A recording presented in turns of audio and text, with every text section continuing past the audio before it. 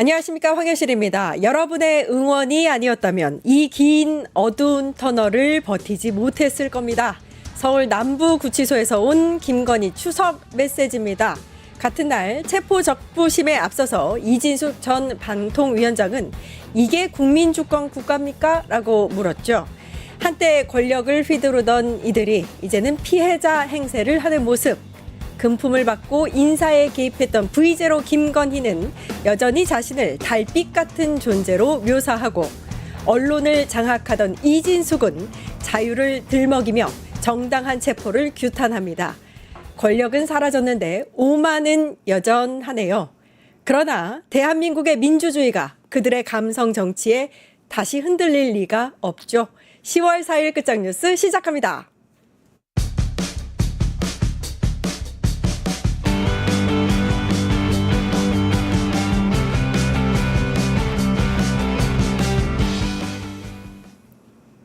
네, 깐깐한 정치 이강윤 정치평론가 나와 계십니다. 안녕하세요. 안녕하세요. 예, 구름다리님께서 생방 시작이구나. 휴일 잘 보내시겠죠? 라고 말씀해 주셨고, 엄브레드님 유토 반갑습니다. 코몽이 아빠 돌 아이들이죠. 아, 김건희, 이진숙 말씀하시는군요. 코몽이 아빠님이 안녕하세요. 연실 아씨님 라고 하셨습니다.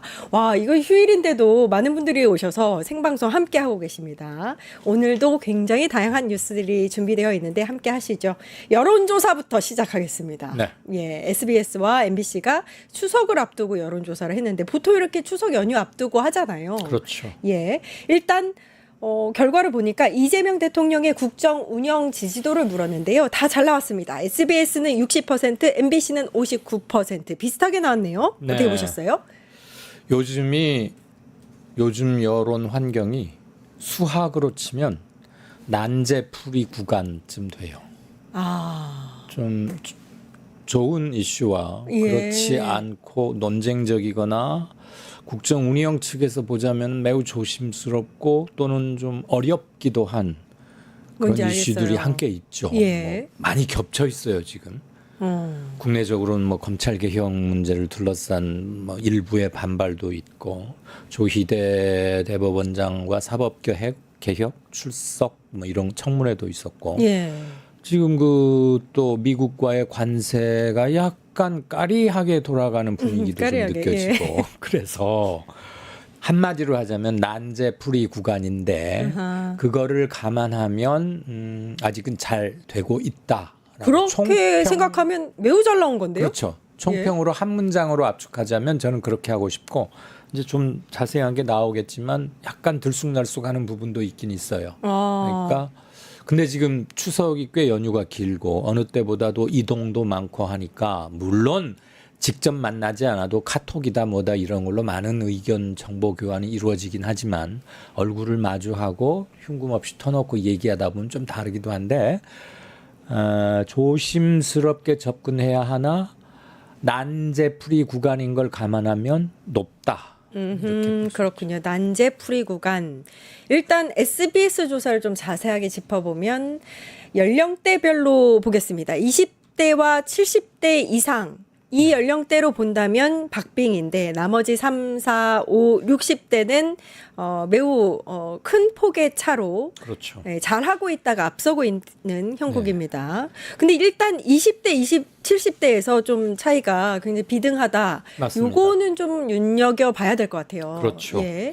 일단 70대는 원래 정치적 성향이 좀 보수 성향이 굉장히 강했던 층이 많으니까 이런 것을 예측하기가 그렇게 어려운 건 맞습니다. 아니었어요. 예. 근데 70대 이상에서 잘 하고 있다가 49%, 잘 못하고 있다가 43%니까 오차범위 이내이긴 하지만 잘하고 있다는 편이 아직은 많습니다. 이것 자체는 매우 이례적이에요.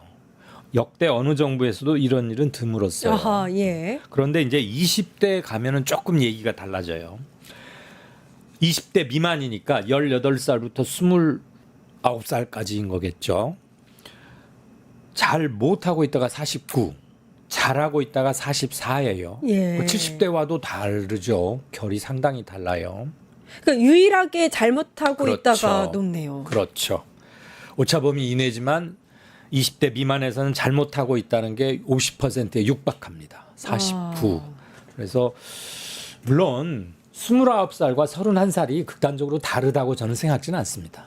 그 언저리에 계신 연령층들이 특히 민감하게 반응하는 지점이 어딘가를 좀 헤아려서 이들의 정치적 효능감도 좀 제고를 하고 정책적으로 접근할 부분은 없는지 또 타겟 소통 이런 거 있잖아요. 예. 타겟 커뮤니케이션 이런 것도 좀 신경을 써야 하는 점이 있다고는 봅니다. 왜냐하면 어느 세대나 다 중요하지만 이들은 앞으로 우리를 이끌어 나갈 세대인 건 분명하고 SBS 조사를 보면 좀 재밌었던 게 지금 20대와 70대를 퍼센트를 말씀드렸는데 그 양 끝단을 제외하고 3, 4, 50, 60대에서는 잘하고 있다가 못하고 있다보다 많게는 한 40%도 많고 한 20, 30%는 여유 있게 잘하고 있다는 게 많아요. 그런데 양쪽 어르신 쪽과 가장 주니어 쪽에서 이렇게 나온 것은 다 함께 좀 생각을 해봐야 되겠다. 그리고 여론조사 결과 가지고 일희 일비해서도 안 되는 것이고 왜 쟤들은 저래 이런 태도는 정말 나쁘다고 봅니다. 여론조사는 다른 사람은 어떻게 생각하고 있지 하는 다른 사람의 생각을 들여다보는 조그마한 창문이라고 생각해요. 예. 우리가 창문에 비친 풍경 가지고 막 그래서는 안 된다고 봐요. 그렇군요. 예.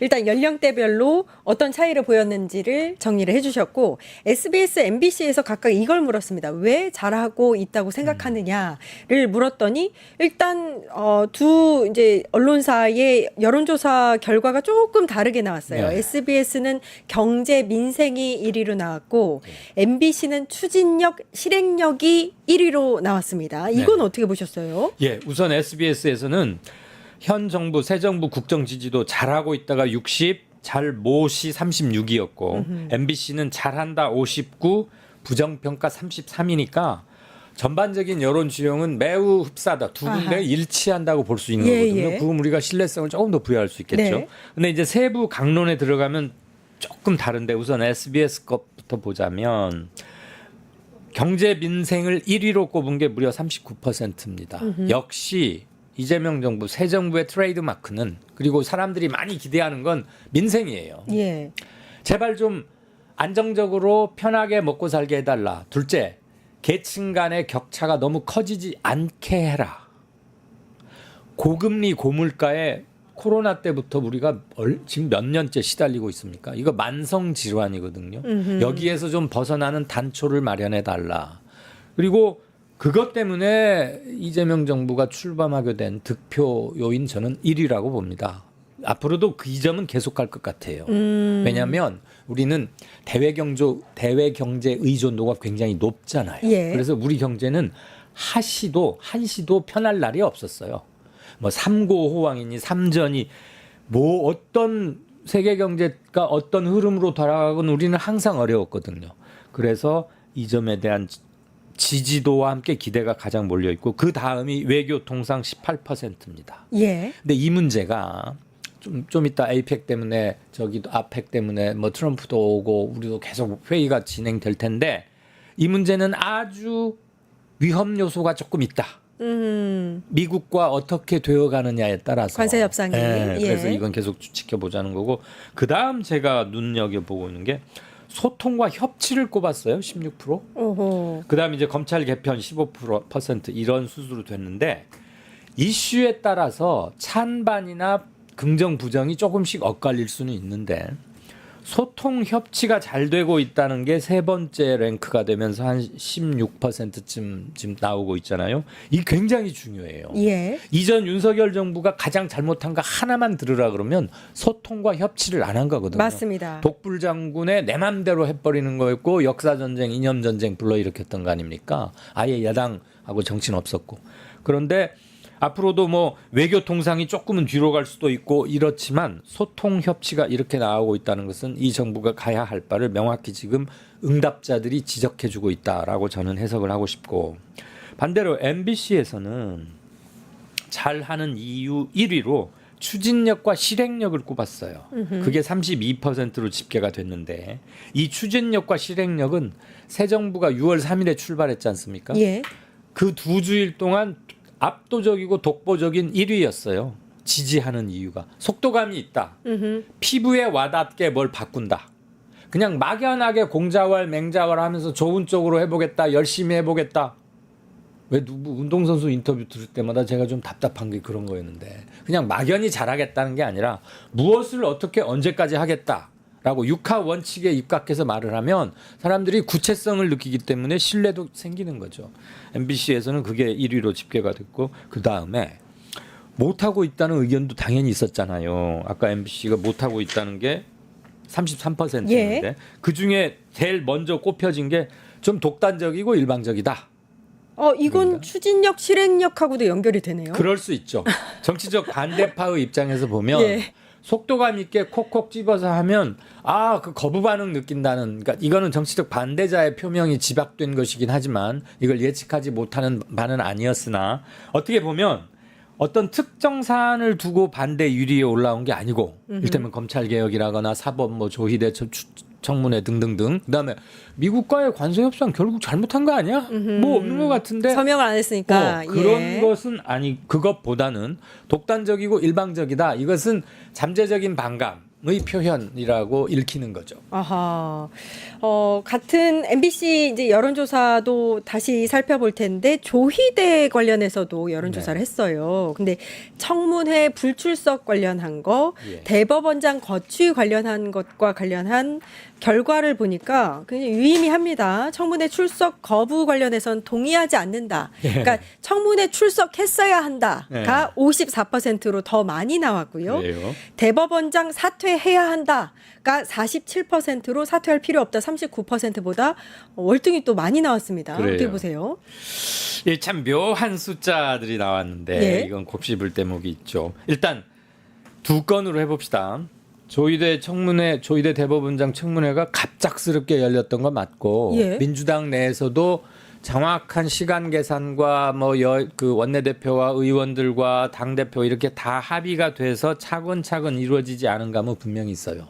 법사위에서 마치 전격적으로 확 진행된 감이 있고, 추미애 법사위원장이 이걸 턱 해서 그날 바로 결정이 나버리니까 정청래 당대표만 해도 좀 앞으로 이런 건 상의를 했으면 좋겠다, 이런 게 일보 반응이 나왔었잖아요. 그 뒤로 이제 모아져긴 했지만 두 가지로 나눠서 물었는데, 청문회 출석을 조희대 대법원장이 거부했어요. 나머지 사람들도 다 안 왔죠. 그래서 결국 청문회는 대상자 없이 말하자면 치러진 셈인데, 그렇습니다. 조희대 대법원장이 청문회 거부한 거에 대해서 동의한다, 이해한다, 그게 32였어요. 예. 그런데 조희대 대법원장 거취를 물었더니 사퇴할 필요 없다가 39예요. 자, 예. 여기서 7%포인트가 늘어나요.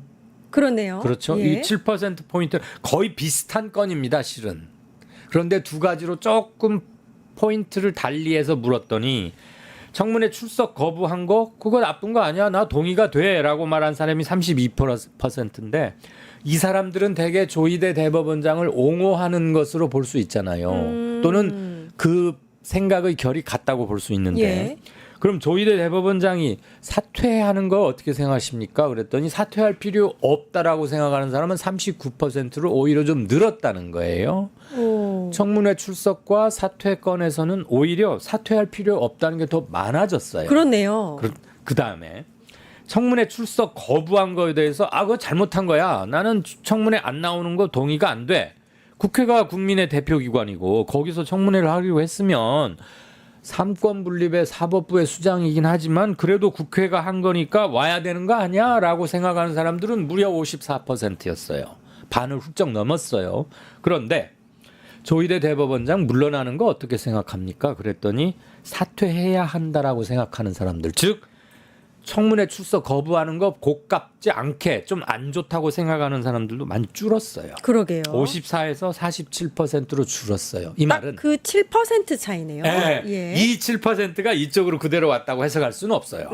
다만 공교롭게도 7%가 늘고 7%가 줄었는데 우연히 7이라는 게 겹치긴 했지만 이건 공교로운 우연이라고 보더라도, 왜냐하면 그 7%가 이리 온 거야 라고 누가 물증을 들이댈 근거는 없거든요. 그러니까 저도 그런 말씀을 드릴 좀 조심스러운데, 뭘 볼 수 있냐, 청문회 출석은 청문회는 나왔어야 되는 거 아니냐라고 생각하는 분이 많았다는 거.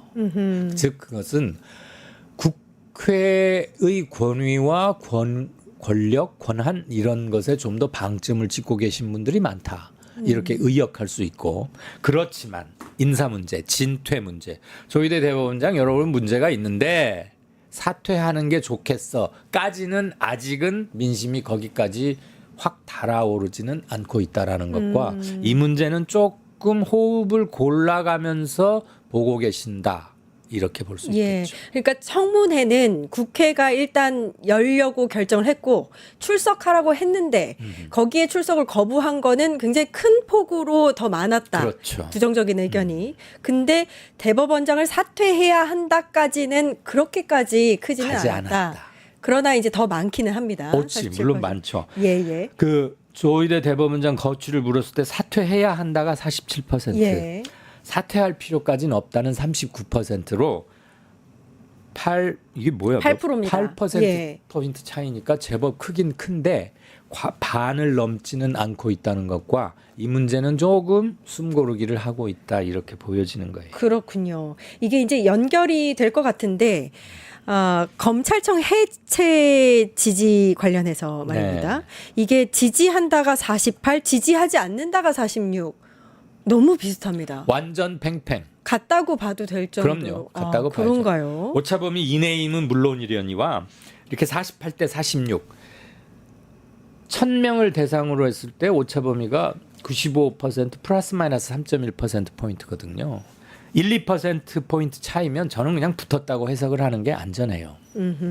이거에 대해서는 검찰청 해체 지지가 수치상으로는 조금 많기는 하지만 한 7, 80년 계속돼 왔던 시스템 아닙니까? 우리 검찰 제도라는 게. 그래서 7, 80년의 관성의 무게라는 게 있지 않겠어요? 예. 뭘 함부로 확 바꿀 때는 당연히 이런 멈칫거림이 생기게 마련이죠. 아직 안 해본 거니까. 그런데 둘 차이가 매우 미미하지만 검찰청 해체에 대한 지지가 50에 거의 육박했잖아요. 48이면 적어도 추진할 동력의 최소치는 저는 확보가 됐다. 이렇게 해석을 하고자 합니다. 예. 이게 만약에 예. 한 그러니까 검찰청 해체 지지 37, 반대 한 34, 모르겠다 한 30, 그랬다면 20몇 이랬다면은 정말 이건 까리해요. 아하. 37이면 전체의 3분의 1을 약간 넘은 거고 판단을 유보하거나 잘 모르겠다는 분이 한 20, 30에 육박하면 상당수인 건데 해체 지지 48, 지지하지 않는다 46, 두 개 합치면 94예요. 그러니까 이미 판단을 내리신 그렇죠. 거네요, 대부분이. 네. 찬반이 명확한 거예요. 예. 이 건에 관한 한 보류라는 것은 별로 없다는 거죠. 그러면 반대하고 계시는 분들에 대한 차분하고도 정책적인 설명과 함께 검찰청 해체가 됐을 때 이러이러한 게 우려스럽다라고 중립지역이거나 진보 성향이면서도 법조계에 계신 분들한테 제기된 것들 있지 않습니까? 뭐 수사 보안권 문제라거나 경찰에게 모든 게 너무 많이 갔는데 일방적으로 되진 않을까? 그다음에 사건 처리 속도가 더 늦어질 것이다. 이런 거에 대해서 정책으로 답변을 하면은 설득 소지가 크죠.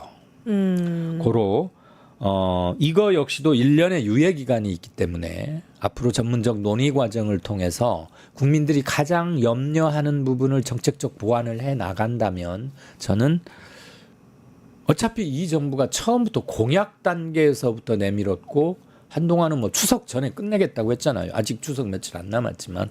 그래서 여론 지형이 이렇다고 보면 조심스럽고 겸손하게 그러나 분명하고 강단 있게 추진하는 게 기왕 시작된 거니까 그게 필요하다. 저는 이렇게 봅니다. 소장님 너무 중요한 말씀 해주셨습니다. 그러니까 검찰 개혁 관련해서는 이미 대선을 통해서 많은 국민으로부터 지지를 받았다고 생각이 들거든요. 근데 이제 지금 있던 검찰청을 해체하는 문제에 대해서는 많은 국민들께서 이게 잘 가고 있는 거야라는 약간 물음표가 있다라고 볼 수도 있다. 그래서 남은 1년, 그러니까 이게 진짜로 실행되는 1년이 굉장히 중요하다. 그 준비 기간이. 안 가본 길이기 때문에. 예, 맞습니다. 근데 최근에 사실 특검 파견 검사들이 이제 뭐 집단 행동을 한다거나 그걸 이제 저희는 항명이라고 표현하기도 했는데요. 그리고 윤석열 내란 재판에서 상복 입고 나타난 검사들도 사실 온당한 그 행태는 아니었던 것 같습니다. 제가 보기에는 네. 그 부분에 대해서는 부정적인 여론이 굉장히 컸던 것 같은데 그래요. 계속 이렇게 집단 행동이 이어지면 좀 안 좋을 것 같거든요. 검찰에게도. 제가 볼 땐 그 분명한 항명입니다. 예.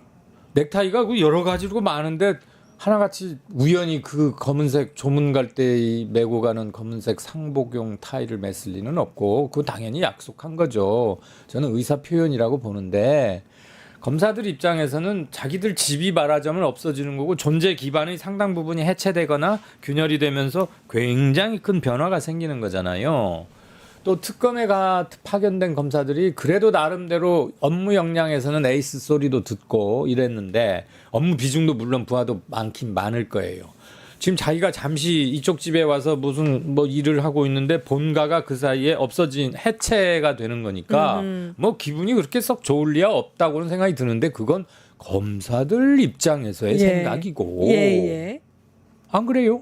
그렇습니다. 그러니까 공무원이거든요. 검사는 예. 그냥 행정부 공무원이에요. 자기들이 대단히 특별한 존재라고 생각하는 모양인데 물론 7, 80년 검찰청 체제가 유지되면서 특히 박정희 때, 전두환 때, 요럴 때 검사들 직급을 팍팍 올려줘 가지고 왜 우리 지금은 그 용어가 없어졌지만 행정고시라고 하는 거 있었어요. 옛날 고시가 3과예요. 행시, 외시, 사시. 행정고시 패스하면 5급입니다. 근데 검사들은 사시 패스하면 4급부터 시작해요. 행정부 5급에서 4급 가는데 빨라야 10년, 길면 12년쯤 걸려요. 12년 거를 미리 가요. 그러면 행시와 사시가 얼마나 그렇게 큰 차이가 있냐? 저는 뭐 본질적으로 그 차이가 그렇게 크진 않다고 보고. 결국 공무원이다. 네, 직급도 높고 급여도 많았는데 그냥 법무부 산하 외청 중에 하나인 검찰청에 근무하는 행정 공무원이에요. 그렇게 생각해야지. 야, 우리가 말이야 누군데? 우리가 검찰청 나와봐리 일본 말이지 미안하지만 관할 범위에 가면 우리 앞에 거칠 게 없는 거야. 우리가 최고야. 이런 생각이 그동안 강했거든요. 예. 그래서 뭐 검사 끝발 끝내준다 뭐 이런 시체 이런 말이 있고 그런데 항명 맞죠. 나는 뭐 근데 반발은 뭐 예상했던 일이긴 하지만 이게 과연 조직적으로 굉장히 노도와 뭐 들불처럼 확 퍼져나갈 거냐? 저는 그렇게까지는 보고 싶지 않습니다. 이러다 말 것이다. 어디까지 갈지 모르겠어요, 솔직히. 예. 그런데 그러면 뭐 이번에는 넥타이, 다음번에는 뭐야? 그럼 더 크게 조직적 집단적 반발? 그렇지도 않고 검찰 내부에서도 자기들 선배의 정치검사들이 했던 잘못된 것에 대한 문제의식과 반성의 기운도 있긴 있거든요. 예. 그래서 저는 그렇게까지 심하진 않을 것이다. 어쨌거나 현직 검찰은 한 2,200명쯤 되거든요. 예. 지켜는 보십시다. 예, 그런데 법무부 장관이나 법무부 검찰을 관리 감독하는 현재까지는 앞으로 1년간은 좀 더 되니까 법무부에서 제 일을 똑바로 하면 그게 그렇게 번지는 것을 놔둔다면 그것도 문제인 것이고 예, 그렇게 예. 되지는 않을 것이다. 항명기는 저는 분명히 있다고 봅니다. 네, 지평님께서 그렇게 직장을 사랑했던 공무원, 검찰 조직이었다면 애초에 법과 원칙대로 했어야라고 네. 말씀을 해주셨습니다. 그 지방선거 관련한 여론조사도 있었는데 요게 좀 볼만합니다. 일단 여당 후보를 지지해야 한다는 결과가 50%, 야당 후보 지지해야가 41%가 나왔어요. 이게 예. 지역별로 좀 살펴보면 서울이 55, 인천, 경기 47로 더 많이 나왔는데 부울경은 이제 야당 쪽이 50%로 더 많이 나왔습니다. 이거 지난 6월 3일 날 대선 치러졌죠? 예. 그때하고 너무나 비슷한 숫자가 나온 거 아니에요? 근데 이게 이제 대통령의 지지율하고는 조금 차이를 보이네요. 그럴 수밖에 없죠. 아하. 지자체 선거라는 것은 권역별로 이렇게 전국 도 이렇게 치러지니까. 근데 이제 전국적 견해를 물어봤더니 여당 후보 지지해야 한다. 이거 기본적으로 지방선거는 대선의 결과의 연장선일 때가 항상 많아요. 그리고 그렇게 같이 가는 것이고 그게 또 국정의 통합적이고 효율적 운영이라는 점에서도 맞다고 생각하는 국민들이 많다는 건데 지난 6.3 대선 때 민주당의 이재명 후보 득표율이 49.4인가 5인가 뭐 이렇게 나왔잖아요. 이번에 여당 후보 지지한다는 게 50이에요. 그다음에 비슷하네요. 김문수 후보 득표율이 41쯤 됐어요. 지난 6.3 대선 예. 때. 근데 지금 야당 후보 지지해야 한다 41이에요. 네. 그러니까 지난 대선 1, 2위 후보 간의 득표율과 거의 판박이 같은 이제 전망치인데 이렇게 나왔다는 거고 저는 큰 흐름에서는 쭉 맞게 가고 그냥 예측 가능하게 가고 있다라는 거고 한 가지 눈에 띄는 거는 부울경 TK보다 훨씬 민주당 또는 현 여당에 대한 지지 성향이 좀 높을 수 있는 그쪽에서도 현재 시점으로는 여당 후보, 민주당 후보 지지하겠다가 43, 야당 후보, 국힘이 되겠죠. 근데 저는 국힘이 쪼개질 거기 때문에 선거 앞두고 예. 이 숫자가 어떻게 유지될지는 솔직히 모르겠어요. 현재 기준으로 여야 이렇게만 물어본 거니까. 근데 국힘은 현재 돌아가는 걸로 봐서는 윤 어게인을 집착하는 전환길파가 있고 야 그거 가지고는 안 돼. 우리 잘못했다고 하고 좀 새로운 보수로 나자고 하는 쪽에서 아마 분화될 가능성이 높다고 보지만 현재 시점으로는 국힘 야당 후보 쪽이 된다가 50으로 좀 많아요. 수도권과 서울에서는 뭐 비교적 큰 차이로 재밌는 게 서울이 민주당 후보 지지한다가 55, 국힘 야당 후보 지지하겠다가 38인데 국힘의 분화와 함께 오세훈 서울시장이 지금 뭐 시장만 몇 번째 하고 있는 거 아니에요? 예. 또 나올지 후보가 될지 어떨지는 모르겠는데 한번 지켜보십시다. 현재로는 55대 38로 나왔는데 민주당에서는 좀 더 승세를 확실히 굳힐 수 있는 참신한 뉴페이스를 찾고 있다는 얘기도 들리고 있죠. 아, 그렇군요. 예, 예. 지방선거 전망까지 여론조사 살펴봤습니다. SBS 여론조사는 일단 1일부터 2일까지 이틀 동안 전국 유권자 1000명을 대상으로 조사를 했고요. MBC는 코리아 리서치가 지난 1일부터 2일 사이에 18세 이상 성인 남녀 1000명을 대상으로 조사한 여론조사 결과입니다. 자세한 상황은 중앙선거 여론조사 심의위원회 홈페이지 참조하시면 되겠습니다. 트럼프 얘기도 잠깐 해보겠습니다. 에이펙에 지금 불참할 수도 있다는 얘기가 나오는 이유가 29일에만 방한하는 거 아니냐, 29, 30 방한한다, 뭐 이런 얘기 지금 나오고 있어요. 그러니까 일단은 1일이든 2일이든 굉장히 짧게 한국 찍고 다른 데로 가겠다 이 얘기거든요. 어떻게 보고 계세요? 에이펙 정상회의는 원래 10월 31일하고 11월 1일 이틀간 돼 있거든요.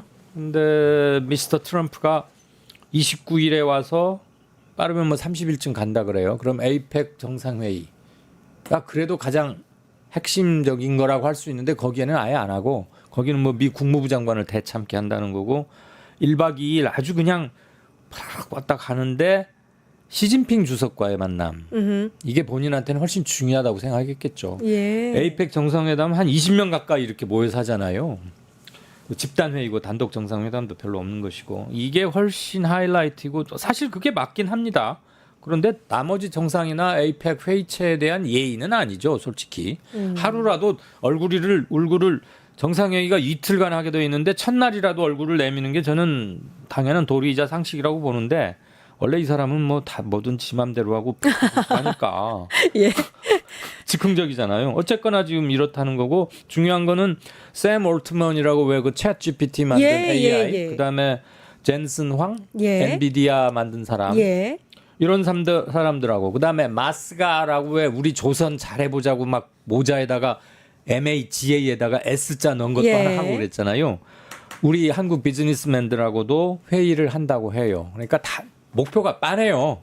시진핑하고 몇 마디는 해야겠고 그다음에 미국이 당면하고 있는 경제 이슈들 좀 챙기겠다. 딱 그것만 참석하게 돼. 한 20명 모여 있는 막 한 사진 찍을 때 보면 이렇게 와잖아요. 예. 아, 나가 안 해. 그러고 가는 겁니다. 그렇군요. 여러 가지로 이 뭐라고 해야 돼 이거 문제 인물이야.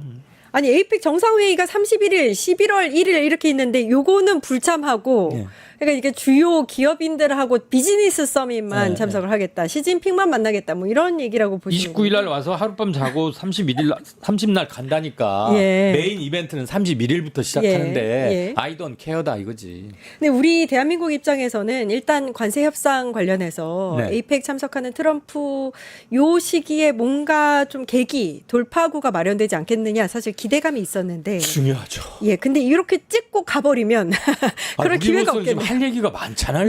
솔직히 그 한미 관세 협상에서 지금 뭐 어제 말씀드렸는데 양측이 완전히 극단적으로 다른 해석을 하는 거 하나 있고 조지아주 우리 노동자들 저 한국 인력 구금 문제 이런 것도 있고 주한 미군 방위 문제 많은데 지금 미스터 트럼프가 1박 2일로 초치기로 아시아 10월 26, 27일은 말레이시아에 가요. 그 아세안 정상회의라는 예. 거예요. 거기도 그냥 딱 얼굴 내밀고 와. 그다음에 바로 일본으로 가요.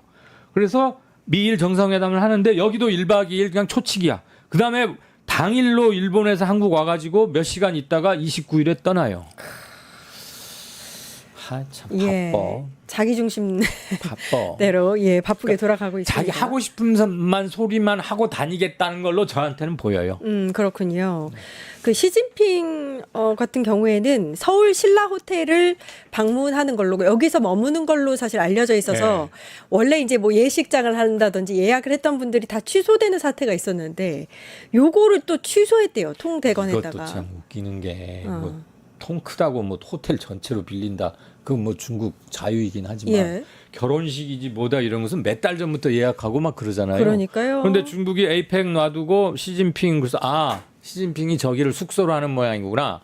에이펙 기간 중에 적어도 시진핑이 머물고 중국 대표단들을 헤드쿼터로 쓸 모양이다. 근데 이번 에이펙은 경주에서 열리잖아요. 예. 처음에는 신라 호텔을 통대관한다고 해서 결혼식을 다 취소했다가 통대관 자체를 취소하고 경주로 옮긴다는 거 아니에요? 처음에 신라 호텔 했을 때 트럼프하고 저기서 만나겠구나. 그렇겠구나. 그런 얘기도 예, 맞습니다. 나왔었는데 지금 뭐 확 변합니다. 그래서 또 신라 호텔에서는 부랴부랴 아닙니다. 결혼식 다시 합니다. 이런다는데 그 혼주나 예약했던 사람들은 얼마나 황당하겠어요. 예. 그래서 사실 시진핑 주석이 방한하지 않는 게 아니냐라는 얘기도 나왔지만 또 외교부에서는 신라 호텔이 아니라 경주 인근의 숙소에 네. 머물 것으로 보인다 이렇게 얘기를 했습니다. 뭐 일각에서는 중국 대사관 얘기도 나왔는데 아마도 경주 인근으로 정해지는 것 같고 예. 외국 원수가 어디서 자느냐는 역시 경호 사항이기 때문에 지금 저기 하기는 좀 그런 건 있죠. 예, 그렇군요. 일단 또 기대가 됐던 게 에이펙 이후에 북한과 미국의 이제 정상이 만나는 게 아니냐. 그게 예, 근데 그거는 이제 좀 물 건너갔네요. 우리한테는 그거 왜 판문점에서 한번 만났잖아요. 예. 지난번 트럼프 첫 번째 대통령 할 때 그거 얼마나 그림도 좋고 뭔가 우리를 희망을 갖게 하고 이랬는데 그래서 혹시 이번에 또 긴급 번개, 긴급 번개 아닌가 했는데 시간상으로도 그건 좀 아닌 것 같긴 해요. 그 노벨상을 탐내고 있는 트럼프가 예, 북한 김정일을 만나면 가장 좋은 그림이 될 텐데. 이 말씀만 무슨 생각인지. 10초간 웃으면서 드릴게요. 예. 부산 야구장에 가면 파울볼이나 홈런볼을 잡으면 애 줘라 그 뜻으로 주라. 주라. 그렇게 말한대요. 예, 예. 주라 그 볼. 예. 네 갖지 말고 네. 노벨 평화상 그 트럼프 주라. 그렇게 원하는데 가줘라. 예, 알겠습니다. 한반도 평화를 확고히 한다는 전제하에 아하, 예. 그막 가주라. 지켜보겠습니다. 이강윤 정치평론가 고생해 주셨습니다. 감사합니다. 고맙습니다. 예, 저희 정치하는 언니들 오기 전에 이재명 대통령, 김혜경 여사님 추석 인사 영상 보고 오겠습니다. 존경하는 국민 여러분, 그리고 사랑하는 해외 동포 여러분, 민족의 대명절 추석입니다. 가족, 친지, 이웃들과 함께 정겨운 시간 보내고 계십니까? 무더운 여름이 가고 어느덧 추석 명절이 성큼 다가왔습니다. 한 해의 풍요를 기원하며 내일의 희망을 꿈꿔야 할 한가위지만 즐거움만 나누기에는 민생의 어려움이 여전히 큽니다. 국민의 삶을 책임져야 할 대통령으로서 한없이 무거운 책임감을 느낍니다. 고단한 삶에 힘겨우신 우리 국민 여러분의 부담을 덜어내고 모두의 살림살이가 더 풍족해질 수 있도록 국정에 최선을 다하겠습니다. 우리 산업과 나라가 다시 성장하고 힘차게 도약할 수 있도록 모든 노력을 아끼지 않겠습니다. 더 나은 내일을 향한 우리 국민들의 단결된 의지와 열망이 있기 때문에 어떤 어려움도 반드시 이겨낼 수 있으리라 확신합니다. 더도 말고 덜도 말고 한가위만 같아라 라는 말처럼 우리 모두를 고루 비추는 둥근 달빛처럼 여러분 모두의 가정에 건강과 행복이 가득하길 기원합니다. 고맙습니다.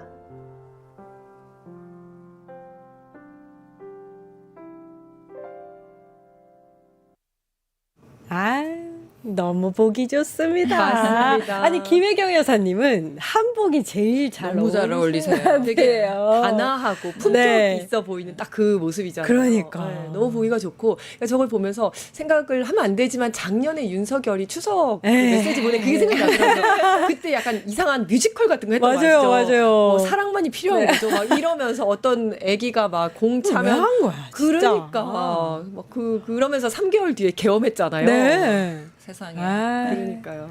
아무튼 우리가 지금 이제 정상화가 되었다. 이 두 분 내외가 이렇게 추석 인사를 하시는 걸 보고 그런 게 다시 느껴졌습니다. 아, 집에 가서 다시 봐야지. 너무 좋았습니다. 네. 소개를 안 해드렸는데, 이지혜 전 더불어민주당 상근 부대변인님, 이지은 민주당 마포갑 지역위원장님이십니다. 안녕하세요. 안녕하세요. 이지자매라고. 맞네요. 이지자매. 이지혜, 네, 이지혜, 은. 이지은. 좋은 네. 이름들입니다. 네네. 아니, 이렇게 저희 대통령 내외분의 추석 인사 영상을 봤는데, 김건희가 또 서울구치소에서 그러니까요.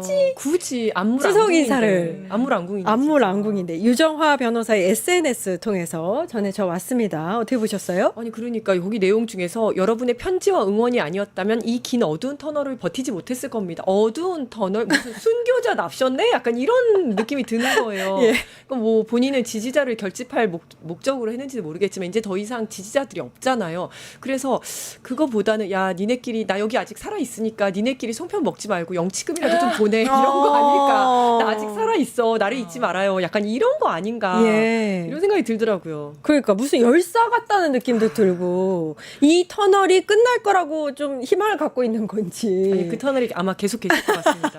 긴 터널이 긴 될 것이다. 터널에, 네. 예. 아니 근데 이제 그 두 가지 사진이 지금 나오고 있는데 그 왼쪽에 있는 사진을 좀 찾아보니까 그 작년 23년 1월에 아랍에미리트 순방 갔을 때 그 사진이더라고요. 저 뭐야 저? 그때도 우리가 다시 기억을 되돌아보면 외교 참사, 외교 결례 이런 논란이 엄청 많았을 때입니다. 어허. 그래서 그걸 좀 소개해 보자면 그때 그 윤석열이 아랍에미리트에 파병된 아크 부대 장병들을 만난 자리에서 UAE의 적은 이란이다. 맞아요. 이렇게 그 얘기 했었던. 얘기해서 논란이 네. 있었죠. 기억나십니까? 예. 네. 갔다 그래- 하면 이렇게 사고를 맞아요. 쳤어요. 그렇죠. 그래서 이란이 입장을 냅니다. 윤 대통령 완전 무지하다. 이러면서 그때 한참 트럼프 일기에 이란의 핵무기를 제재하면서 우리나라에도 이란에 보내야 되는 그런 석유 뭐 한 70조 가까이 70달러? 70억 달러. 그러니까 우리나라 돈으로 8, 9억 정도가 묶여져 있는데 이거 적적하게 합법한 정치를 취하지 않으면 뭐 어떻게 가만히 있지 않겠다. 이런 메시지를 내고 정말 외교적으로 큰 문제가 있었던 그런 발언을 나가서 했었던 그런 때입니다. 그리고 또 어떤 논란이 있었냐면 그 윤석열 김건희가 순방에 가면 뭐 국기에 대한 경례 이런 것도 잘 하지 못해서 항상 맞아요. 논란이 있었는데 이때는 완전 결정체라고 보였을 때였는데요. 당시에는 김건희가 우리 애국가가 있는데도 가만히 있다가 갑자기 손을 올리는 그런 장면이 있었고 그 아랍에미리트 국가가 나올 때 그 대통령은 가만히 있는데 윤석열은 굳이 맞아요. 손을 올리는 네. 그런 일이 있었던 그때였습니다. 아하. 근데 그 사진을 지금 올리면서 긴 터널이 어쩌고 뭐 여러분의 응원이다. 네. 와 진짜 이 사람들은 무슨 생각으로 그동안 있었는지 지금도 무슨 생각인지 정말 알 수가 없습니다. 정말 그 윤석열이 집권했었던 3년이 정말 긴 터널이었죠. 아, 앞에 보이지 않았던 긴 터널이었죠. 아, 그렇죠. 네. 아니, 저는 요거 보면서 느꼈던 게, 이 두 개 사진은 김건희가 골라준 건가? 라는 생각이 들더라고요. 김건희가 잘 나온 사진으로. 본인 얼굴 작게 나온 사진으로 그렇죠. 고른 건가? 네. 이런 생각이 들더라고요. 네, 네. 예. 이진수 얘기로 넘어가겠습니다. 일단 체포 적부심 오늘 받는다고 이제 들어가는 모습 저희가 봤는데요. 들어가면서도 일단 본인은 굉장히 뭐 이제 그 거의 이 사람도 자기 독립군처럼 투사 같은 그런 그렇죠. 얘기를 하면서 들어갔어요. 뭐라 그랬냐면 이게 국민 주권 국가냐? 라면서 하고 들어갔고요. 예, 일단 지금 서울 남부지법에서 오후 3시부터 체포 적부심 심사를 1시간 반 정도 진행했습니다. 저녁 되면 좀 이제 결과가 나오지 않겠느냐 싶습니다. 그럴 것 어떻게 보세요? 같습니다. 예, 결과는 오늘 저녁이나 밤 정도에 나올 것 같은데요. 저는 이제 기각될 거라고 봅니다. 그러니까 즉 이진숙이 석방되는 일은 없을 것이다. 이 체포 적부심이라는 것이 체포를 한 이후에 이 체포가 불법 부당하니까 이거 다시 한번 살펴봐 주세요라고 하는 건데 이거는 불법 부당한 체포가 아니거든요. 음흠. 왜냐하면 이진숙이 제대로 경찰 소환에 응하기만 했어도 체포영장이 나올 일도 없었어요. 예. 근데 6번이나 안 나갔다는 거 아닙니까? 6번이나 나오라고 했는데도 안 나왔다는 거 아닙니까?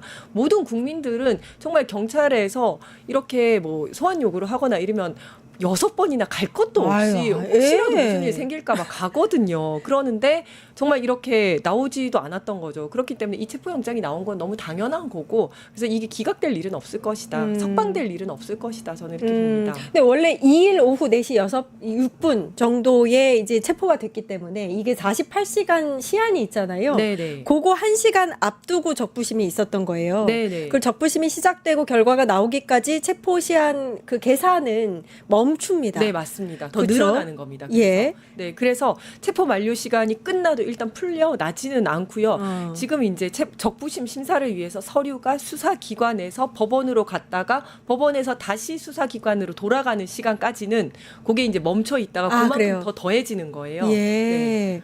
그래서 그 그럼- 시간이 끝났다고 해서 풀려나지는 않습니다. 예, 예. 근데 이제 뭐 아까도 말씀하셨지만 무슨 민주화운동 하다가 들어가는 줄 알겠어요. 너무 장엄하고 비장한 말투로 막 네. 얘기를 하잖아요. 네. 근데 저는 이제 이 이진숙보다도 내란 숙의 윤석열 그 내란에 동조하는 그자들이 또 한 번 좀 지적을 하지 않을 수가 없는데 이게 본인이 잘못을 했으면서도 그러니까 내란을 저지른 어떤 중대 범죄를 저질렀으면서도 자꾸 뭐 아무 잘못이 없는 것처럼 정치 탄압을 받는 것처럼 뭐 법을 우롱하는 것도 모자라서 막 사사건건 공수처가 뭐 수사건이 없다는 둥 서부지법에서 뭐 재판을 뭐 영장 발부 인정 못 하겠다는 둥 뭐 이러다가 뭐 체포적부심, 구속적부심 뭐 이런 것들을 다 활용해가면서 이런 것들을 지연시켜 왔는데 이 집 이진숙도 본인이 6차례나 뭐 출석을 요구했는데 그걸 불응해서 지금 이런 사태가 벌어진 것인데 마치 본인이 무슨 정치적 탄압을 받고 민주화 운동하다가 잡혀 들어가는 사람처럼 이런 식의 태도를 보이는 것 자체가 지금 상당히 많은 부분들이 국민들이 분노에 또 그만치 않을 그러니까 이진숙에게 공감한 사람이 몇이나 되겠습니까? 예. 근데 저희가 계속해서 자료를 보여드리고 있는데 경찰과 이진숙 측의 주장이 조금 달라요. 네. 요거 한번 위원장님께서 좀 분석을 해주셨으면 좋겠는데 경찰 측 입장은 아까 말씀하신 대로 6번이나 출석 요구서를 보냈다. 지금 자세히 보면 등기로 2번, 일반으로 4번을 보냈다 이렇게 주장을 하고 있고요. 그리고 등기 외 팩스, 전화 여러 경로로 출석을 요청한 바 있다. 근데 이진숙 측에서는요. 남편이 매일 우편함을 확인했는데 등기 우편 수령을 하지 않았고 나머지 우편 4통에 대해서는 출석 일자 지난 뒤에 받았다. 이렇게 주장하고 있습니다. 자, 일단은 저는 그 일반 우편으로 4번 보내고 등기로 2번 보냈다, 6번 보냈잖아요. 예. 저는 이 얘기 듣고 와 진짜 징하다라는 생각이 들었던 아. 게 보통 경찰에서 6번씩이나 보내지를 않습니다. 안 보냅니까? 보통 3번 보내고 더 이상 소식이 없으면 바로 체포영장 신청하거든요. 이거 진짜 많이 봐준 거예요. 그리고 아하. 3번을 보내는데 이것도 3번 딱딱딱 보내고 답이 없네 그러면 끝 하고 바로 체포영장 신청하는 게 아니라 이게 이제 우편으로 보내면 이거는 되게 옛날에 만들어진 규정이에요. 옛날에는 휴대폰도 없고 이럴 때 우편으로 보내고 막 했던 건데 요즘 다 전화로 합니다. 왜냐하면 경찰의 목적은 이 사람을 체포를 하겠다는 게 아니라 빨리 불러서 수사를 하고 조사를 그렇죠. 하는 게 목적이거든요. 일단 이제 뭐 이렇게 혐의가 있거나 아니면 이제 고소고발이 들어오면 바로 전화를 합니다. 해서 날짜를 맞춰요. 날짜를 맞추고 그다음에 전화를 안 받으면 사무실에도 전화하고 전화 왔었다고 연락해 주십시오 하고 팩스도 보내고 직접 찾아가기도 하고 오만 짓을 다 하다가 안 되니까 이제 우편까지 보낸 거예요. 요즘 뭐 궁금한 거 있고 그러면 바로 전화하지. 누가 편지를 예. 씁니까? 그래서 이걸 이제 보냈는데 제가 봤을 때는 원래 등기로 보내게 돼 있거든요. 등기로 보냈는데 우편함 받는데 거기에 없더라 얘기를 했잖아요. 등기는 우편함에 넣지 않습니다. 그렇죠. 사람에게 직접 전달을 합니다. 역시 네, 근데 이제 뭐 우편물 왔습니다. 뭐 무슨 법원에서 온 아니면 뭐 경찰서에서 온 이거 등기 우편 왔습니다. 근데 안 받은 거야. 내가 볼 때는. 아하. 안 받으면 그 문 앞에다 붙여놓거든요. 네, 맞아요. 붙여가지고 언제까지 우체국 와서 뭐 받아가세요. 내일 2차로 또 옵니다. 뭐 이런 거 하는데 그거 하나도 안 안 한 받은 거야. 거예요. 하나도 안 받았고 그러다 보니까 이제 반송이 됐겠죠. 반송이 되니까 경찰 입장에서는 그러면 일반 우편이라도 보내자. 이래서 제 생각에는 4번을 또 일반 우편까지 다 보낸 것 같아요. 이것도 4개 한꺼번에 보내면 안 되고 한 시간을 뭐 한 3, 4일 정도 텀을 두고 이제 보내야 되거든요. 아. 그러니까 제일 처음 전화했을 때부터 지금까지 제가 볼 때는 한 달 정도 걸렸을 거예요. 아. 이 선거법 위반 사건은 공소시효가 6개월밖에 안 되기 때문에 경찰에서 빨리 해가지고 검찰로 넘겨야 되거든요. 그러니까 얼마 시간도 없는데 계속 이렇게 안 받고 이러니까 어쩔 수 없이 체포영장 신청한 거예요. 제가 그럼 볼 때는. 제대로 된 체포영장 청구 맞네. 정말 저는 사정을 많이 봐준 거라고 생각해요. 아, 이거는. 오히려 많이 받은 네. 거다. 말씀을 듣고 보니까 너무 불합리하네요. 그렇죠. 예. 보통 일반 시민 같았으면 3번 정도 하고 바로 체포영장을 신청을 합니다. 아, 근데 이럴 수가. 부담스러웠을 거예요. 그리고 장관급이니까. 장관급이고 그다음에 이제 언론에도 나오고 이러니까 특별히 도주 우려는 없어 보이고 이러니까 굉장히 부담스러워서 어떻게든 소환하게 하려고 했는데 이렇게 빠져나가고 저렇게 빠져나가고 하면서 지금 안 온 거예요. 본인은 자기가 필리버스터 기관장으로서 필리버스터에 가서 국회에 앉아 있느라고 내가 뭐 못 갔다라고 얘기를 하는데 일반 국민들은요. 이렇게 경찰에서 오라 그러면 회사를 휴가를 맞아요. 내고 가요.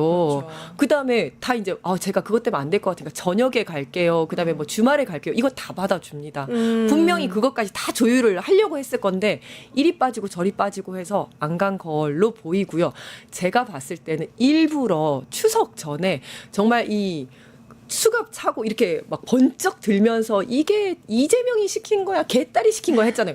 저 이거 쇼츠 찍으려고 했을 거라고 봅니다. 아, 이준석이 오히려 일부러 체포당하려고. 노렸다. 일부러 노렸다. 그리고 제가 봤을 때는 그 경찰에서 가려줬거든요. 그러니까 인권 예. 침해 요소가 있으니까 수갑을 가려줬는데 그걸 자기가 안 일부러 가린 거 안 사진을. 가리기를 원했을 것이다. 아니, 사진 유출했어요. 안 그렇죠. 가린 거 찍어서. 네, 안 가린 거를 원했을 것이다. 이거 봐라. 내가 이런 정치 탄압을 받고 있는데 이런 내가 내년에 대구시장 공천 받아야 되지 않겠냐. 아. 저는 이 의도라고 봅니다. 아이, 근데 일각에서는 이 체포 시점을 두고 오히려 뭐 이진숙 띄워주기다 해서 약간 비판적으로 경찰을 이야기하는 게 많았거든요. 아니네. 위원장님 말씀 들어보니까. 아니 진짜 제가 봤을 때 진짜 봐준 거예요. 어. 6번을 우편으로 보냈다? 이렇게까지 하지도 않아요. 보니까 팩스도 보내고 뭐 별의별 거 다 보냈더라고요. 예. 경찰에선 체포하는 게 되게 부담스러웠을 거예요. 그리고 사실은 체포는 그렇게 중요하지 않아요. 구속시키는 구속. 건 되게 중요해요. 그래서 권성동, 한학자 전부 다 와가지고 다 조사를 받고 조사받은 이후에 구속영장을 쳤죠. 쳤잖아요. 예. 그런 식으로 체포를 하면 48시간 이내 구속 여부를 판단해야 되기 때문에 시간도 너무 촉박하거든요. 아하. 그래서 분명히 그냥 불구속 상태, 그러니까 체포하지 않고 불러가지고 조사를 할 생각이었을 거예요. 근데 얘가 이제 그 이진숙이 그 체포될 결심을 한 것 같아요. 제가 볼 때는. 아니 저도 좀 네. 비슷한 의견인데 이게 뭐 일각에서 들리는 얘기에 의하면 자기가 현직일 때 체포 당하려고 준비를 하고 있었는데 그런 그림을 원했는데 지금 좀 아쉽다라는 얘기도 아, 있을 만큼 정말요? 그럼요. 그리고 지금 이진숙 입장에서는 그래서 인생 최고의 순간일 겁니다. 지금 본인이 체포에 당하고 사실상. 수갑을 차고 온 그렇죠. 언론에서 내가 지금 이렇게 이재명과 개딸들에게 탄압을 받는다 그렇지. 이런 모습을 보여주는 네. 것만으로도 지금 너무 한껏 고무되어 있다. 네. 그런 얘기가 들고 사실 이게 진짜 사실 이 사람이야말로 진짜 아무것도 아닌 사람인데 자꾸 막 국무회의 나와가지고 이상한 얘기하고 네. 대통령한테 대들고 국회 나와가지고 굉장히 뭐랄까 뭐 자기가 정치적으로 어떻게 보일지에만 신경을 쓰면서 국회의원들 질의에 비아냥거리고 이런 모습들을 우리가 다 봤잖아요. 그러니까 이 사람이 그 자리에 앉아서 해야 될 일들을 안 하고 자질이 없다라는 것들을 우리가 다 보고 있었는데 근데 무슨 본인이 엄청난 존재라서 탄압을 받는 것처럼 그런 이미지를 지금 구축하고 있는 게 본인의 입장이다라고 예. 보여집니다. 네. 지금 저희가 사진 보여드리고 있는데요. 굳이 저렇게 수갑 찬 그 원래 가려지는 담요 같은 그 네, 네, 네. 남색 있잖아요. 그거 빼고 저 사진을 직접 아마 유출을 했을 겁니다. 굳이 그래서 피해자 저는 코스프레. 그래서 저는 여러 가지 이유에서 저 수갑을 앞 수갑을 채워서는 안 되고 뒷 수갑을 채워야 된다라고 생각을 하는데 이게 번쩍 들지 못하도록. 근데 그것도 있지만 사실 이제 뒷 수갑을 채우는 이유는 도주 우려와 그다음에 자해 우려를 막기 위해서입니다. 그러니까 보통 이제 앞 수갑을 채우는데 저렇게 손을 번쩍번쩍 들고 하는 거 되게 위험하거든요.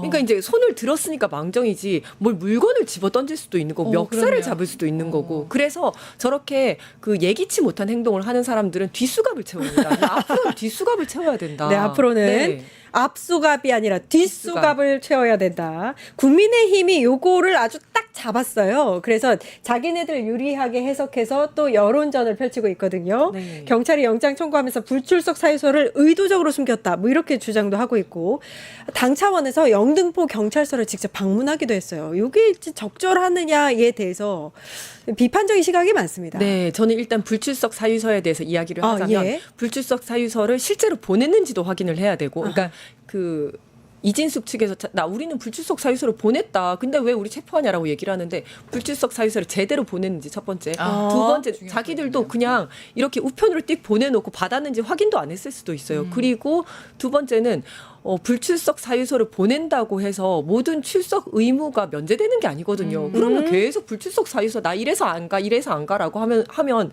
경찰은 뭐 평생도록 조사를 못 하는 거죠. 불출석 사유서를 보냈다는 이유만으로 출석 의무가 면제가 되는 게 아니다. 그리고 이게 의도적으로 숨겼다고 하는데 보통 서류에 다 편찰하도록 되어 있거든요. 그래서 저는 의도적으로 숨겼을 리는 없다라고 보고요.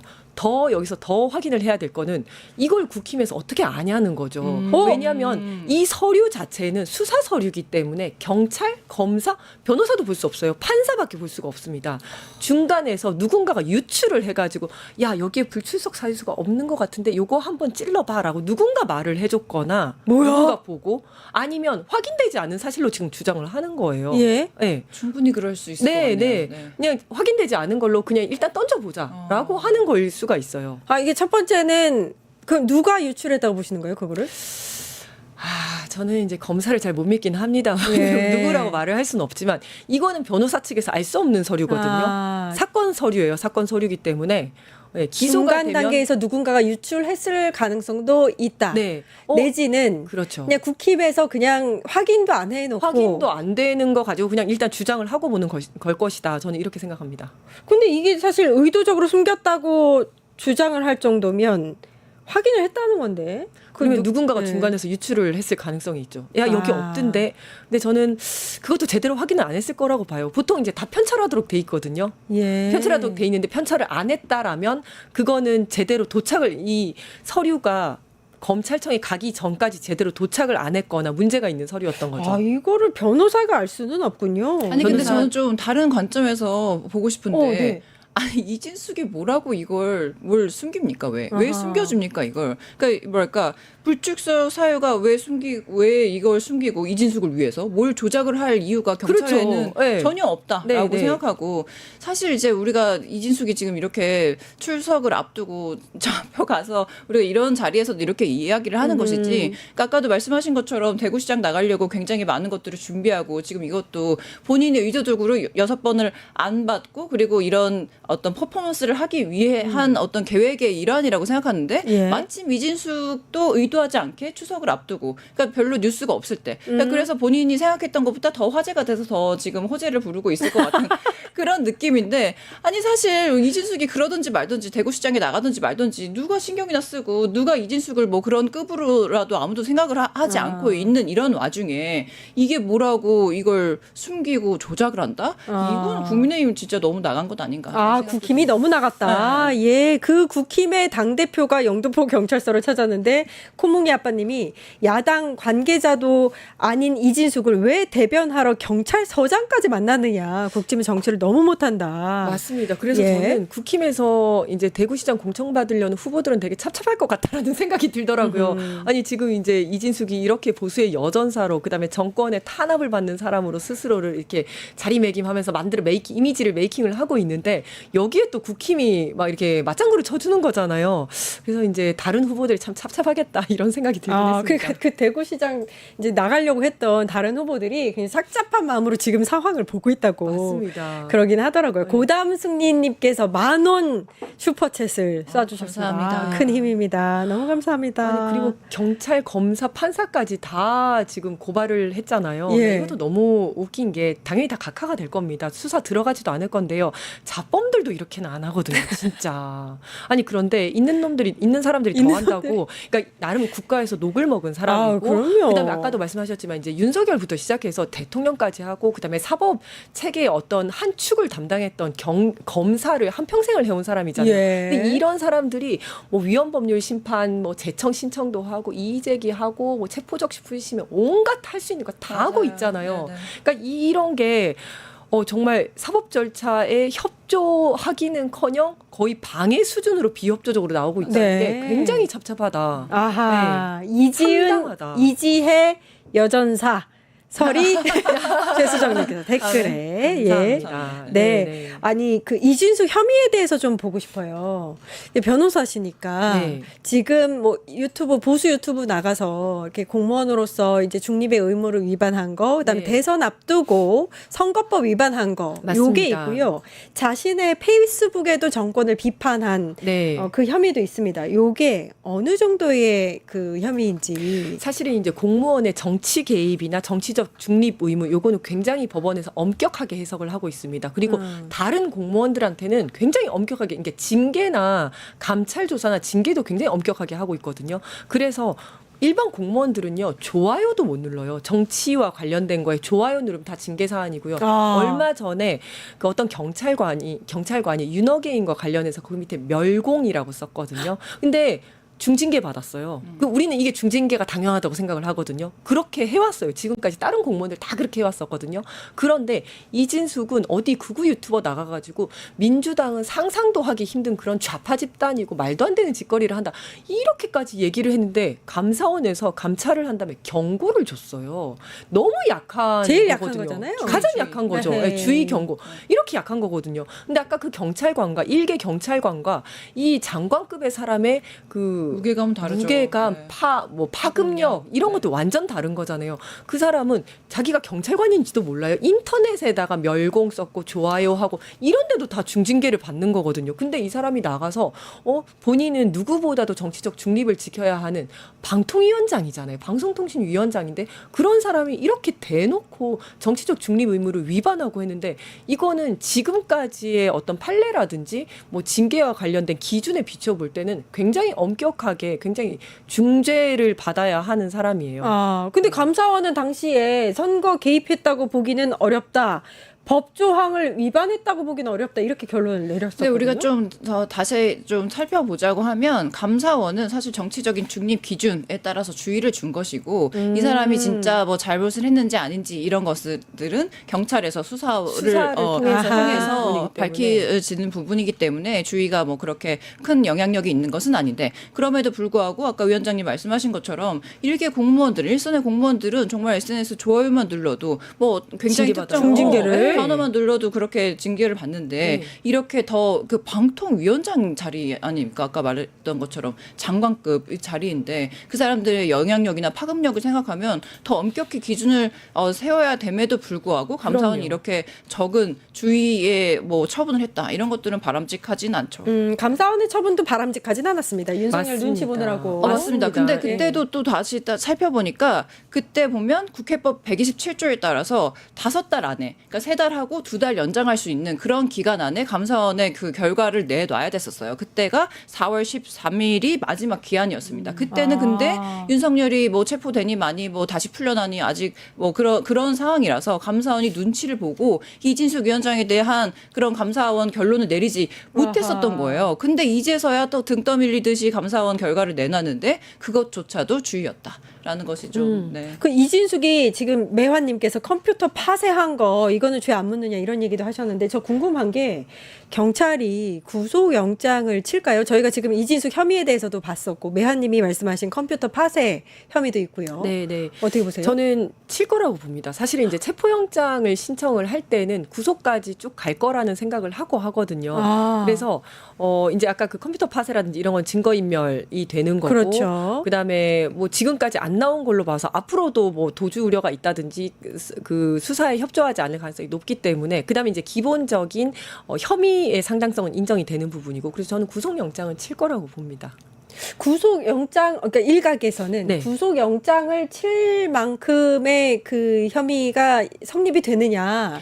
요 얘기는 나옵니다. 사실은 이게 이제 무슨 뭐 내란도 아니고 그다음 매관매직하거나 엄청나게 큰 그런 건 아니기 때문에 만약에 잘 출석을 했으면 그다음에 수사에 협조를 잘 했으면 구속영장까지는 안 갔을 수 있을 것 같아요. 근데 이렇게 6번이나 연락을 하고 그다음에 전화를 해도 안 받고 이런 식으로 해서 체포영장이 발부가 됐잖아요. 그러면 구속영장으로 갈 때는 그 기본적인 혐의의 상당성이 있고 거기에 증거인멸 우려, 도주 우려가 그렇죠. 있는 거거든요. 예. 그렇다면 체포영장이 발부될 정도라면 증거인멸 우려라든지 도주 우려가 있다라고 어느 정도 인정이 되는 거기 때문에 그렇다면 이제 구속까지 칠 것이다, 경찰이. 네, 구속까지 쭉 갈 가능성이 높습니다. 근데 이 부분뿐만 아니고 우리가 또 잊어버리고 있었던 것이 법카 유용 사건. 예. 그것은 이제 경찰에서 기소 의견으로 검찰이 넘어간 것으로 알고 있는데 네네. 그 사건이 좀 더 중대할 수도 있고 거기에서 구속영장도 뭐 충분히 나올 가능성이 그걸 있지 않나? 기다려 볼 만도 그럼요. 하다. 네네. 예, 그게 더. 그래서 예. 이진숙이 지금 이렇게 저렇게 뭐 무슨 보수 여전사 코스프레를 하면서 본인이 정치적 탄압을 받는 것처럼 그렇게 얘기하지만 저는 사실 이 구석에서 우려하는 것은 뭐냐면 지금 이 건으로 자기가 보수 여전사 그러니까 불법 탄압을 받고 있다라는 이미지를 더 씌워서 실제로 자기가 죄를 지은 그 부분에 대해서도 그냥 빠져나가게 될까봐, 그냥 그저 빠져나가게 되는 여론몰이를 막 계속 하는 것일까봐, 그런 걸로 비춰질까봐, 뭐 그런 게 좀 계속 우려가 그렇게 되긴 하고 합니다. 있죠. 네네네. 물타기 하고 네네. 있습니다. 예. 그러니까 사실은 이제 법카도 구속이 안 됐잖아요. 안 됐어요. 그러니까 그 정도로 사실은 이거는 제대로 수사에 협조하기만 하면 구속이 될 사안까지는 아니라고 보이거든요. 근데 본인이 자초했다고 보여요. 진짜. 그러니까 체포를 당하기 위해서 이렇게까지 일부러 안 나온 거 아닌가라는 생각이 들어요. 뭔가 예. 수갑찬 모습을 보여야지 맞습니다. 사람들이 이제 좀 막 지지자들 결집하면서 아니 이런 이진숙을 우리가 구해야 돼. 이런 분위기 만들려고 한 거 아닌가. 그랬다면 정말 질이 나쁜 그럼요. 사람인 거죠. 네, 네. 예, 그걸 이용해서 여론전을 펼치는 거니까요. 알겠습니다. 본인의 지은 죄를 좀 다시 좀 돌아봤으면 좋겠습니다. 예. 맞습니다. 원래 이제 추석밥상 하면은 이제 선거를 앞두고 있는 그 네. 전해면 당연히 이거 관련해서 지선 관련해서 얘기를 많이 하지 않겠습니까? 네, 네. 그래서 저희가 6.3 지선 내년에 있을 지방선거 앞두고 좀 주요 인물들의 면면을 좀 살펴보는 그런 시간을 좀 잠시 갖도록 하겠습니다. 네. 첫 번째로, 김민석 총리. 김민석 국무총리. 이제 여러 가지 가능성이 얘기가 나오고 있어요. 사실 차기 대권 주자로서도 거론되고 있고 6.3 지선에서는 서울시장에 나올 것이냐 이것도 있고 아니면 지선은 포기하고 민주당 대표를 도전하는 게 아니냐 이런 얘기가 나옵니다. 위원장님. 저는 그 전에 저희 이제 김민석 총리에 대한 저희 사심을 좀 고백을 하자면 김민석 총리가 너무 좋아요. 진짜. 아하. 아니 그 약간 정책형 정치인 원래 그랬는데 거기에 더해서 이제 전략가로서의 모습도 보이고 예. 하면서 연설을 들으면 진짜 소름이 끼쳐요. 아, 너무 연설을 잘해요. 정말 들었다 놨다 대화하듯이 조곤조곤 얘기를 했다가 막판에 막 지르기도 했다가 너무 멋있고 예. 그다음에 이제 예전에 노무현 대통령 이제 대선 때 사실은 이제 뭐 탈당을 하면서 철새 이러면서 18년 동안 야인 생활을 했잖아요. 근데 그때 무너지지 않고 굉장히 힘들었을 텐데 경제적으로도 그렇고 정치적으로 심리적으로 너무 힘들었을 텐데 무너지지 않고 그때의 시련을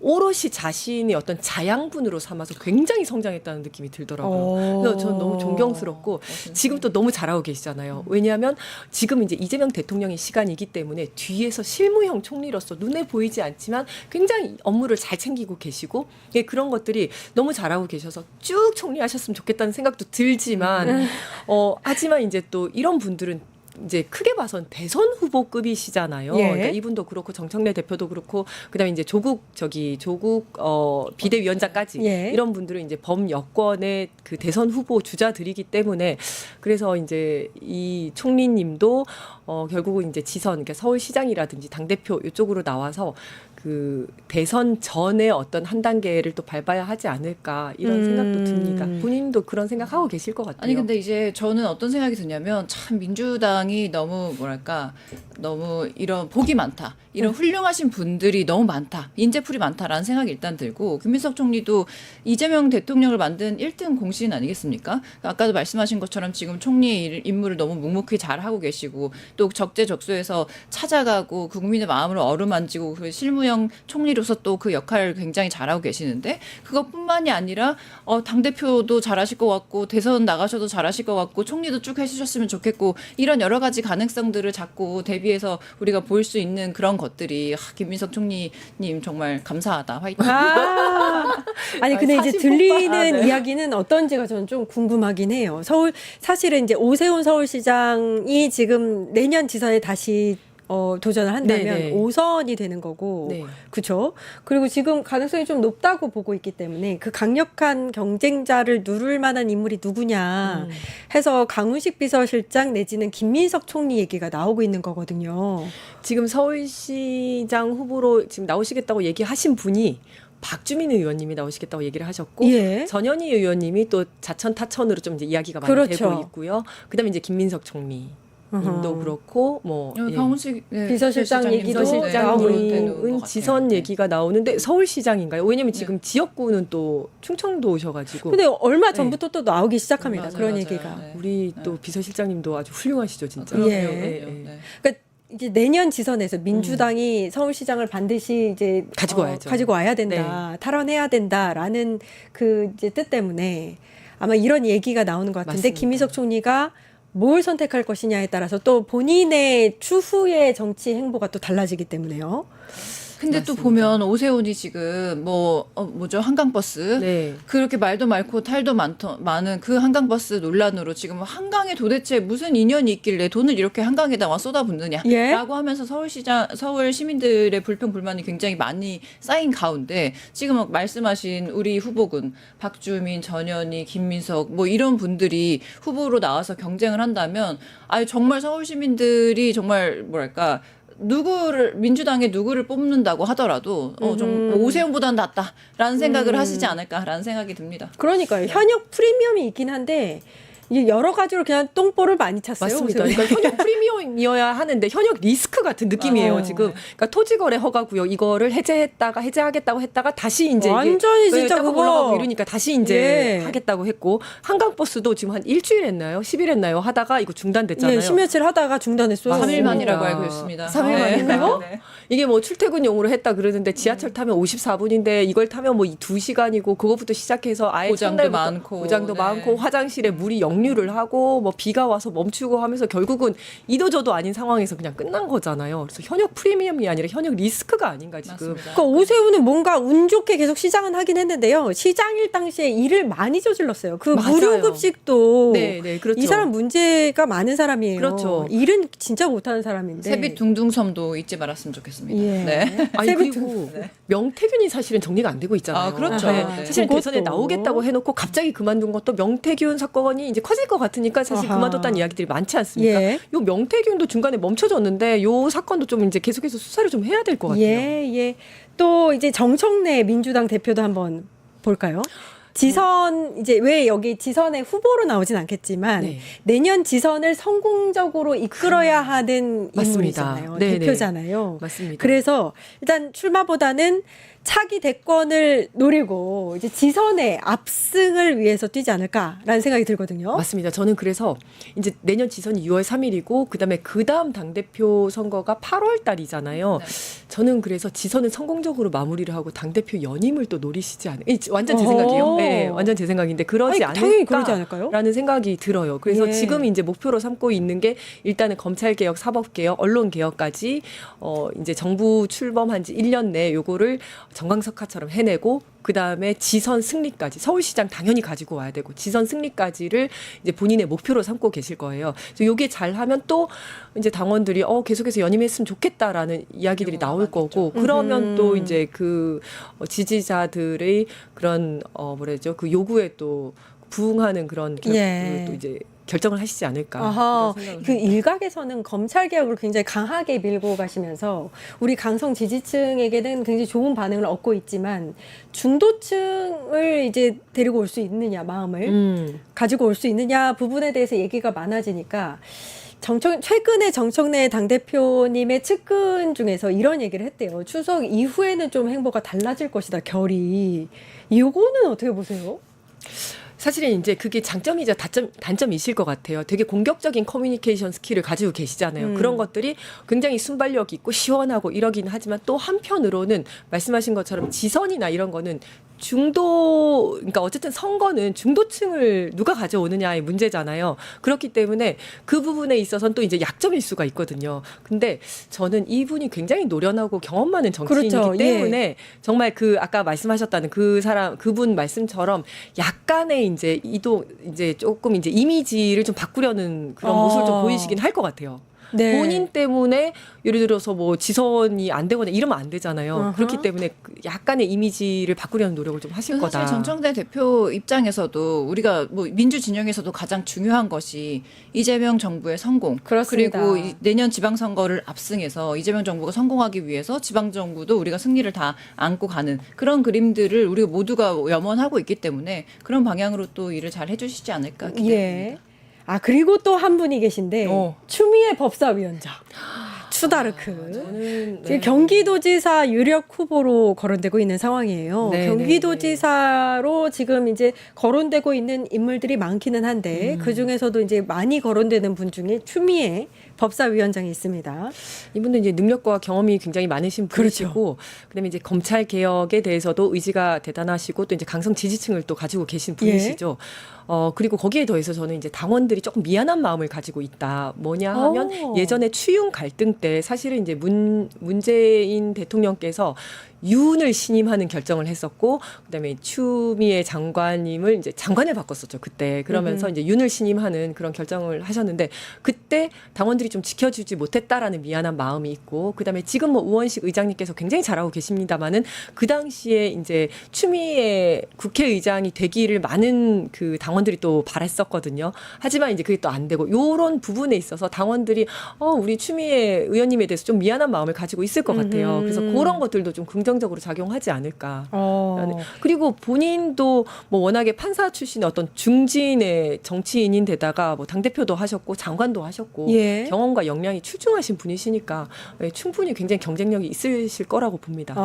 어떻게 보세요? 추미애 위원장님의 차기 그 행보에 대해서. 행보도 굉장히 기대가 되고 또 서울시장만큼이나 경기도에서도 우리가 후보들이 많습니다. 뭐 추미애 위원장도 계시고 또 김병주 의원님 또 누구죠? 뭐 한준호 의원님 예. 굉장히 여러 분들이 또 후보군으로 나오기 때문에 내년 지방선거가 정말 기대된다. 저도 서울시장도 그렇습니다. 그렇고 네. 경기도지사도 마찬가지입니다. 아하, 네. 아니 조국 혁신당 대표, 네. 그러니까 비대위원장인데 지금은 이 조국 위원장은 뭐 서울시장 얘기도 나오고 부산시장 얘기도 나오고 이러네요. 어떻게 보세요? 저는 이제 이분이 굉장히 좀 뭐 하여튼 본인이 잘 하시겠지만 이분이 어떻게 보면 좀 굉장히 어려운 상황일 수도 있다라고 생각을 하는데, 이분도 이제 크게 보면 범여권에서 범민주계열에서 대통령 후보급으로 이제 분류가 되시는 분 아니겠습니까? 그런데 이번 지선에서는 나름 조국 혁신당으로서 성과를 내야 하는 입장이지 않습니까? 지난번 총선 때는 12명의 국회의원을 배출을 했어요. 이건 정말 예상보다 굉장히 잘 한 거고, 그때 이제 정치력을 많이 보여줬는데 그때는 이제 비례만 냈죠. 비례대표만 냈고, 이번에는 지역에서 민주당과 경쟁을 해야 되는데 여기서 이제 약간의 소소한 그 이야기들이 나올 수밖에 없거든요. 그러니까 뭐냐면 지금 저희 지역구에서도 민주당에 있다가 구의장 선거에서 국힘 의장을 뽑아서 제가 제명을 시킨 사람이 있어요. 근데 그 사람이 조국혁신당으로 들어갔어요. 그다음에 분명히 이번에 지선에서도 민주당에서 공천을 못 받을 것 같으니까 조국혁신당으로 가서 이제 지선의 공천을 전국적으로 받는 많습니다. 네. 그런 사람들이 분명히 있을 겁니다. 거기에서 약간의 이제 잡음들이 당연히 조금씩 있을 거고, 서운한 것들도 생길 거고, 그다음에 여기서 더 나가서 예를 들어서 서울과 수도권 같은 경우에는 5% 안팎에서 국힘과 민주당에서 이제 그럼요. 표가 갈리는데 만약에 이제 조국혁신당도 나오고 민주당도 나와가지고 어부지리로 국힘이 되는 상황이 생기면 이건 안 되죠, 안 되죠. 나는 안 거거든요. 됩니다. 네, 예. 이런 거 진짜 잘해야 되는데, 그러니까 그 조국 대표는 이제 스스로 조국 혁신당으로서 성과를 내야 하면서도 민주당과 척을 져서는 안 되는 그런 위치에 있는 거거든요. 조국 대표가 나중에 대통령이 되려면 결국 누가 표를 줘야 하냐면 민주당 당원들이 표를 줘야 되는 거예요. 그래서 굉장히 잘하셔야 된다. 플러스 지금 뭐 서울시장 후보도 거론되고 부산시장 후보도 거론된다는 얘기는 뭐 여기저기도 다 쓸모가 있다는 이야기도 되지만 또 반면으로는 네, 서울시장도 뭔가는 부족하고 부산시장도 그 이름은 있지만 뭔가 그럴 수도 부족하다는 있겠네요. 그런 방증일 수도 있어서 정말 본인이 무언가를 좀 그러니까 보여줘야 본인의 능력을 보여줘야 또 다음 어떤 정치적인 행보로 또 설 수 있지 않을까라는 생각도 해봐요. 마지막으로 장동혁 당대표하고 나경원 의원을 좀 같이 보겠습니다. 장동혁 당대표는 차기 대선 주자 적합도에서 1위가 나와서 그러니까요. 이게 말이 돼? 뭐지? 그다음에 나경원 의원은 지금 아니야는 하고 있는데 즐기고 있어요. 경기도지사 출마설에 대해서. 왜냐하면 계속 추다르크 추미애 위원장하고 계속 이제 1대1로 싸우고 있는 모습을 어필을 하고 있거든요. 그거 어떻게 보세요? 맞습니다. 아니 일단 이제 장동혁부터 얘기를 하면요. 그 이제 얼마 전에 여론조사 보니까 야당 쪽 1위가 장동혁이 18.3%가 나왔고요. 2위가 한동훈이 나왔는데 8.2%, 1위와 2위가 엄청 차이가 많이 나더라고요. 예. 여당 쪽에 보면 김민석 이제 총리가 14.3%, 2위가 조국 대표로 12.4%, 3위는 정청래 대표로 8.9%. 되게 다다닥 붙어 있어요. 예. 그런데 야당은 그러니까 국힘은 1위가 장동혁과 그다음에 한동훈이 엄청 차이가 많이 나더라고요. 아하. 여기서 알 수 있는 거는 일단 일단은 뭔지 알겠다. 이제 극우의 힘을 빌리지 않고서는 예. 안 된다라는 예. 거고 두 번째 김문수는 이제 찌그러졌다 이제 이런 건데 어쨌든 경선에서는 극우로 갈수록 좋고 이제 본선에서는 가운데로 와야 되는데 이제 선거는 중도 싸움이지 않습니까? 그렇죠. 그런데 이 여기는 완전히 이제 극우한테 먹혔구나라는 생각이 들더라고요. 그러니까 극우의 힘을 빌리지 않으면 안 된다. 근데 그렇게 될수록 본선에서는 민주당이 유리하다. 아하. 이제 이런 생각이 드는 거고요. 나경원 같은 경우에는 지금 이제 여러 가지 지금 이제 생각이 예. 나는 게 예, 이거요. 예, 예. 빠루 그다음에 빠루. 드럼통 그다음에 드럼통. 초선은 앉아 있어 또 뭐 있을까요? 뭐 이런 거밖에 나베 지금 이런 그리고 거밖에 생각이 재판 안 나요. 중이고요. 재판 예. 중이고 주옥 같은 빠루 발언들이 재판. 많습니다. 맞습니다. 네. 이제 이런 거밖에 생각이 안 나는 거예요. 예. 그래서 최근에 나경원이 뭐 무슨 서울시장 뭐 당대표 선거 뭐 대선 경선 이런 것들을 다 나가도 순위권 바뀝니다. 아하. 그냥 이름은 올라가 있지만 맞아 위협적이지가 않아. 맞습니다. 네. 나경원은 뭐 우리가 고려해야 될 대상은 아니다. 아니다. 맞습니다. 그 장동혁 같은 경우에는 그러면 이제 나머지 이제 후보들이 이제 뭐 여당 쪽 후보들이 좀 분산되어 있으니까 진보 쪽 분산됐고 장동혁한테 몰표가 갔다라고 네, 보면 네. 되나요? 보수 쪽은? 좀 그런 것 같습니다. 아하. 지금은 1위가 장동혁인데 18.3%, 2위가 한동훈인데 8.2%, 김문수는 5.5%예요. 그렇기 때문에 지금 이제 몰표가 갔군요. 이제 극우들의 몰표가 그냥 이제 장동혁한테 가고 있구나. 그러나 선거는 중도의 표심이 굉장히 중요하다. 중요하고 맞습니다. 사실은 예. 누가 장동혁을 차기 지도자감이라고 생각을 하겠습니까? 우리가 이제 김민석 총리라든지 조국 뭐 대표라든지 정청래 대표라든지 이런 분들은 차기 그 대통령감으로 이제 오르내리는 사람들이잖아요. 예. 그런데 장동혁 같은 경우에는 차기 지도자감 리더라고는 생각이 안 드는 아니 거잖아요. 그래서 이 여론조사를 보고 국민의힘이 진짜 반성하고 앞으로 정말 반성하고. 너 마음을 다잡아야 되는 것이 장동혁 1등 그래서 장동혁으로 그러면 선거 치르고 대선 나갈 수 있느냐라고 했을 때 모든 사람이 물음표일 겁니다. 이거 그러니까요. 진짜 국민의힘이 긴장하고 반성해야 되는 그런 여론조사거든요. 그러니까 인물이 그렇게 없다. 1.5선 장동혁이 1위 할 정도면은 아니, 맞습니다. 국민의힘이 그래도 뭐 자유한국당이며 뭐 새누리당이며 굉장히 역사가 이렇게 유구한 그런 그래도 예. 야당인데 예. 그럼에도 불구하고 장동혁이 이렇게 1등 나왔다? 아. 이거 진짜 국민의힘에서는 그러니까 제가 보면요, 국힘은 윤석열부터 시작해가지고 그냥 급조된 맞네, 후보들이었어요. 맞네. 윤석열 갑자기 데리고 왔죠. 그다음에 김문수도 갑자기 데리고 왔죠. 갑자기 왔잖아요. 예. 그런 다음에 지금 장동혁 지금 어디서 이름도 사실 잘 몰랐어요. 저는 예. 당 대표 되니까 이제 알게 됐지. 네. 그러니까 이런 사람들이 갑자기 막 떠오르는 거예요. 준비된 대통령이 전혀 없는 거죠. 일단. 너무 명쾌하게 해석을 해주시니까 좋은데요. 네. 어쩌다가 이렇게 제1야당이 무너졌는지 모르겠습니다. 예. 이제 해체까지 가야죠. 네. 네, 정치하나 언니들 여기까지 하겠습니다. 이지혜 전 더불어민주당 상근 부대변인님, 이지은 민주당 마포갑 지역위원장님 고생해 주셨습니다. 감사합니다. 감사합니다. 네, 저희 정치판사 악인전은요, 잠시 광고 보고 바로 오겠습니다. 어디 가지 마세요.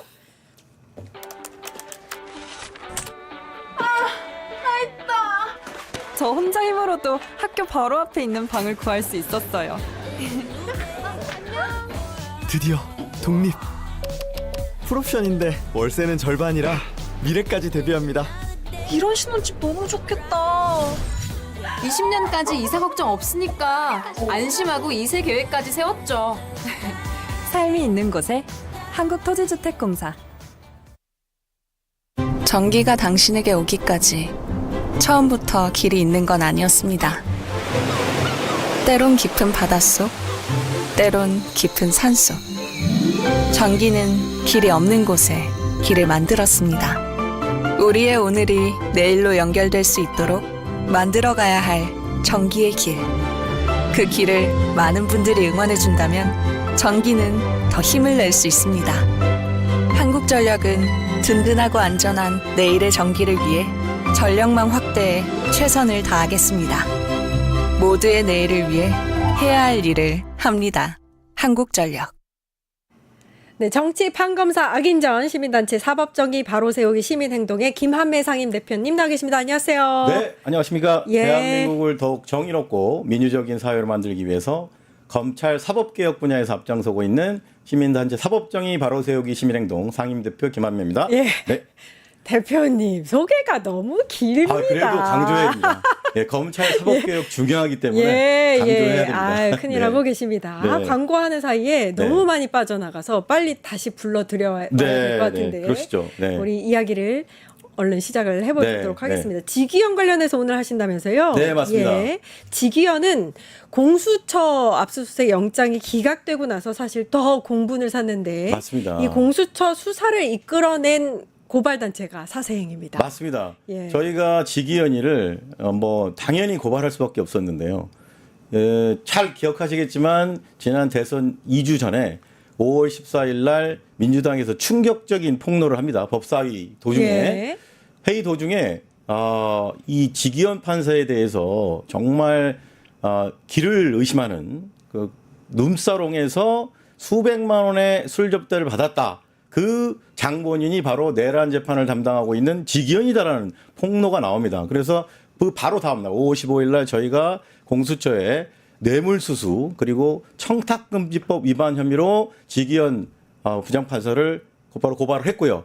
그 사건이 이제 4개월이 흘러서 지금 국민들에게 전해진 소식이 또 그것도 충격적인데 이거에 대해서 4개월 동안 대법원에서 감찰을 진행한다고 예. 그들은 얘기를 했는데 감사위원회에서 뭐 공수처의 수사를 보겠다라고 해놓고 정작 법원에서 직위원에 대한 압수수색 영장을 기각했다라는 기가 막힌 소식이 우리 국민들을 지금 분노하게 하고 있습니다. 예. 아, 그러게 말입니다. 네. 사실 대법원이 방금 말씀하신 대로 윤리감사관실을 통해서 감사를 네. 제대로 할 것처럼 맞습니다. 얘기를 했는데 4개월이나 끌고 나서 별거 네. 없다고 나왔어요. 공수처의 결과를 보겠다. 이렇게 결론을 지금 냈습니다. 이게 참 황당한데 초반에는 국민 여러분 잘 기억하시겠지만 되게 굉장히 뭔가를 해서 직위원회에 대해서 진상을 제대로 규명할 거라는 굉장히 큰 기대를 줬어요.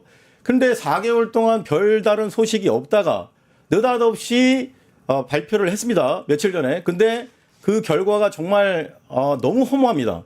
1차에서 직위원이 그 후배 그 동석했던 그 룸사롱 사진 한번 좀 띄워주시면 예. 거기에 나오는 그 저 두 사람 이게 모자이크 처리된 저 두 사람이 직위원의 사법연수원 후배고 변호사들이라는 겁니다. 둘 다. 그 중에 한 사람이 지금 이것을 제보한 당사자인데 1차에서는 직위원이하고 무슨 횟집인가요? 거기서 직위원 판사가 결재를 했고요.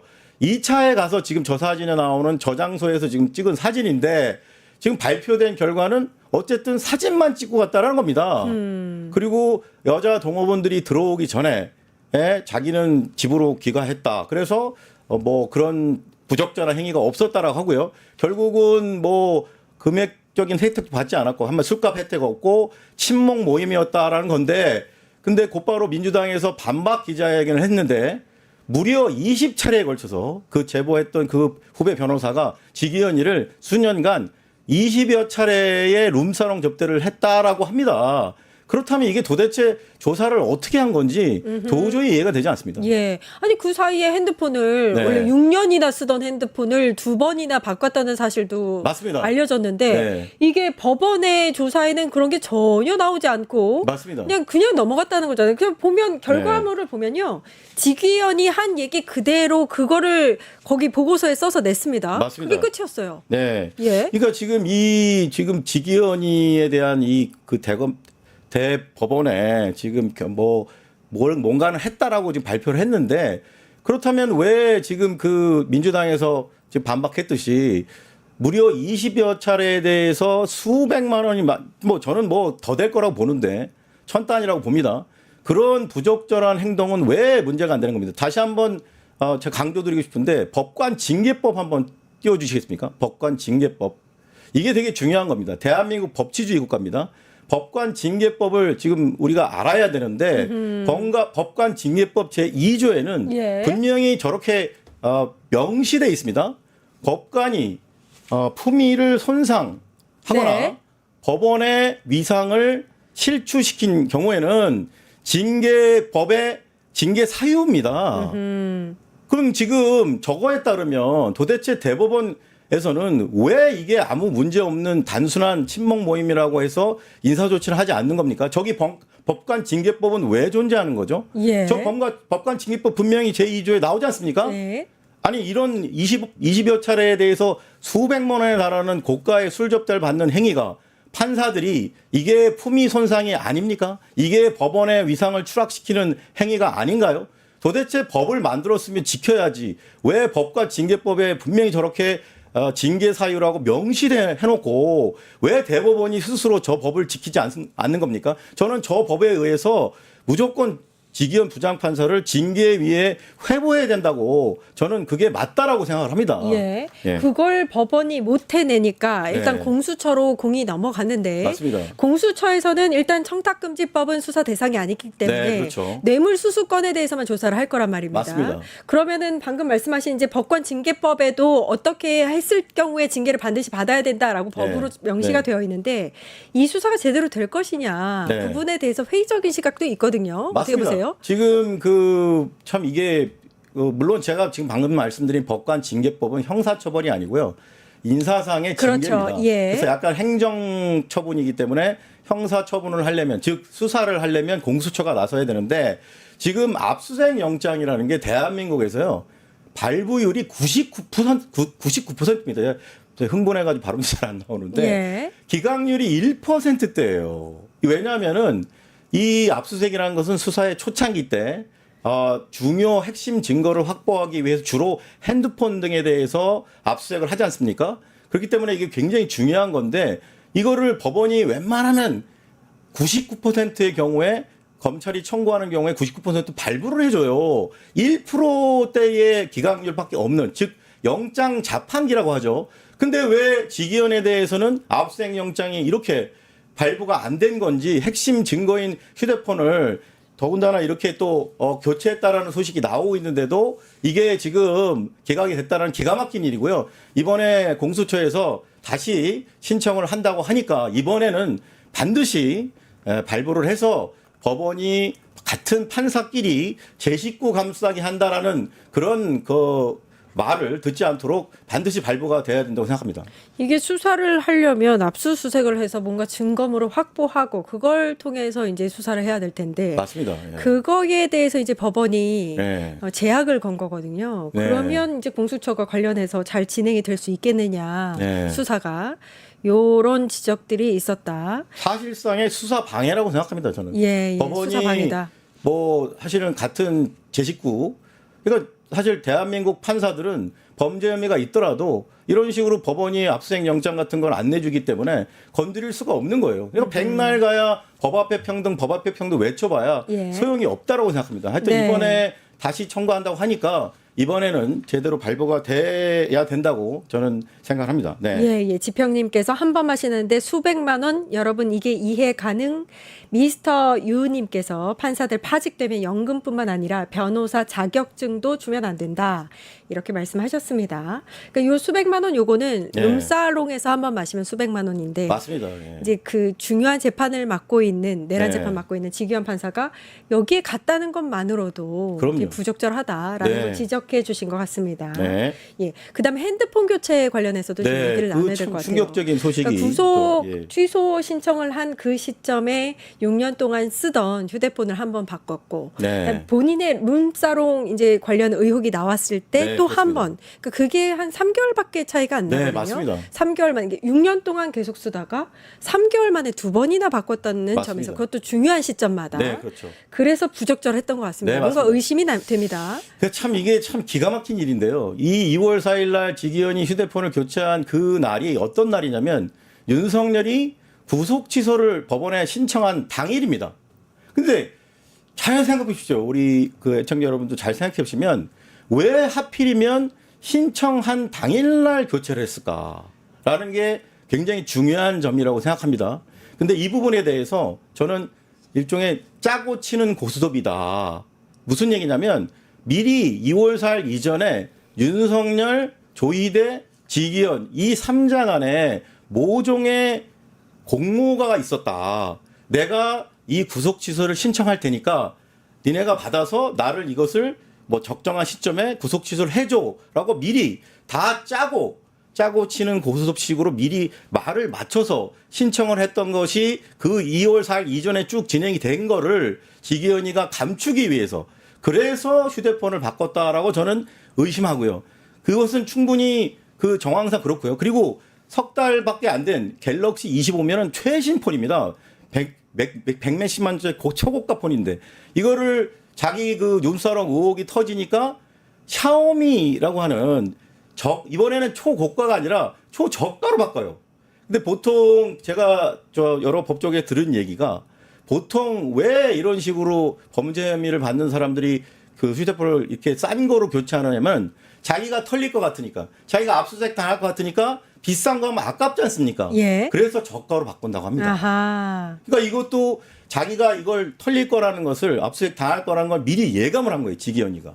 기가 막힌 거죠. 판사니까 얼마나 잘 알겠습니까? 그동안 본인이 압수수색 내준 것만 해도 엄청나게 많은데 본인도 직감적으로 안 거죠. 나 이게 이제 곧 털리겠구나. 그래서 증거를 인멸하기 위해서 이것을 저는 교체했다라고 그렇게 보고요. 저희가 이 부분에 대해서는 지금 연휴 기간인데 연휴가 끝나자마자 다음 주 금요일 10월 10일 날 증거인멸 혐의로 그리고 또 지금 지기현이가 또 한 가지 국민들을 분노케 하는 게 내란숙의 윤석열 재판에서 윤석열이 13번이나 재판을 안 나왔어요. 이 말도 안 되는 것을 계속 방관하고 있는 거에 대해서 직무유기로 저희가 다음 주 금요일 날 공수처에 증거인멸과 직무유기 혐의로 고발할 예정입니다. 아, 추가 고발을 하시는군요. 네네. 지금 이제 내란 재판 말씀을 하셨는데 중요한 네. 거 짚어주셨어요. 네. 이제 윤석열이 13번이나 불출석을 한 상태에서 맞습니다. 걸석 재판으로 이 중요한 재판이 진행되고 네. 있거든요. 그러면은 일단 이제 계속 반복해서 지기현이 하는 얘기가 피고인은 불이익을 감수해야 할 것이에요라고만 맞습니다. 이야기를 하고 있습니다. 네. 그것도 지난 내란 재판이 중계가 됐어요. 네. 그 중계되는 모습을 보니까 네. 지기현 판사가 아주 즐겁더라고요. 무슨 레크레이션 굉장히 강사처럼. 신나 네, 웃으면서 이 이야기를 하답니다. 맞습니다. 네, 근데 예. 굉장히 보기 안 좋았습니다. 네, 사실 국민들은 복창이 네, 터지고 있는데 대부분의 국민들은 분노에 가까운 그 맞습니다. 심정으로 네. 이 내란 재판을 지켜보고 네. 있는데 걸석 재판으로 계속 진행돼도 되느냐 네. 여기에 대한 의견도 많습니다. 네, 어떻게 맞습니다. 보세요? 일단 기본적으로요. 이게 얼마나 엄청나게 법 앞의 평등을 파괴하고 있는 거냐면 상상을 해볼 수가 없습니다. 일반 국민이요. 재판을 13번을 불출석하잖아요.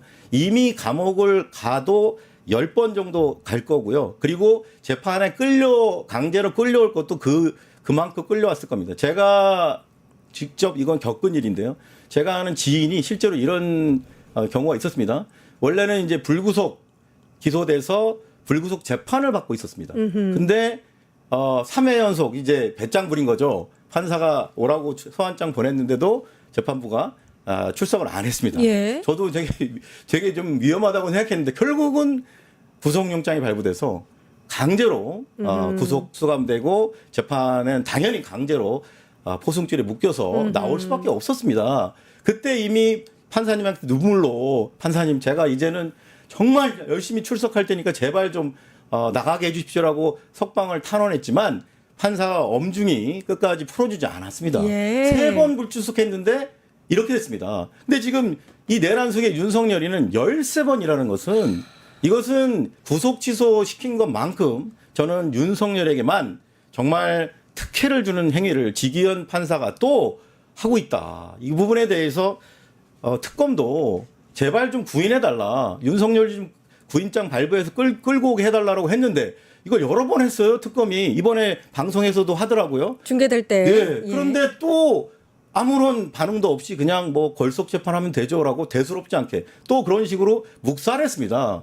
그래서 이 부분에 대해서 저희가 국민적 분노가 상당하기 때문에 저희 아까 말씀드린 대로 다음 주에 휴대폰 교체 증거인멸과 함께 이 직무유기 맞거든요. 어떻게 재판장이 이런 식으로 출석 안 하고 이렇게 그냥 법치주의를 무시하고 법원을 갖다 무시하는 이런 행태에 대해서 이렇게 방관할 수 있습니까? 저희가 저 고발을 할 예정입니다. 네. 예, 법은 누구 앞에서나 네, 평등한데. 맞습니다. 예. 그렇죠. 유독 네. 예전에 박근혜 전 대통령 같은 경우에도 걸석 재판으로 자기 탄핵 재판이 이루어졌지 않았었습니까? 맞습니다. 그렇죠. 예. 네.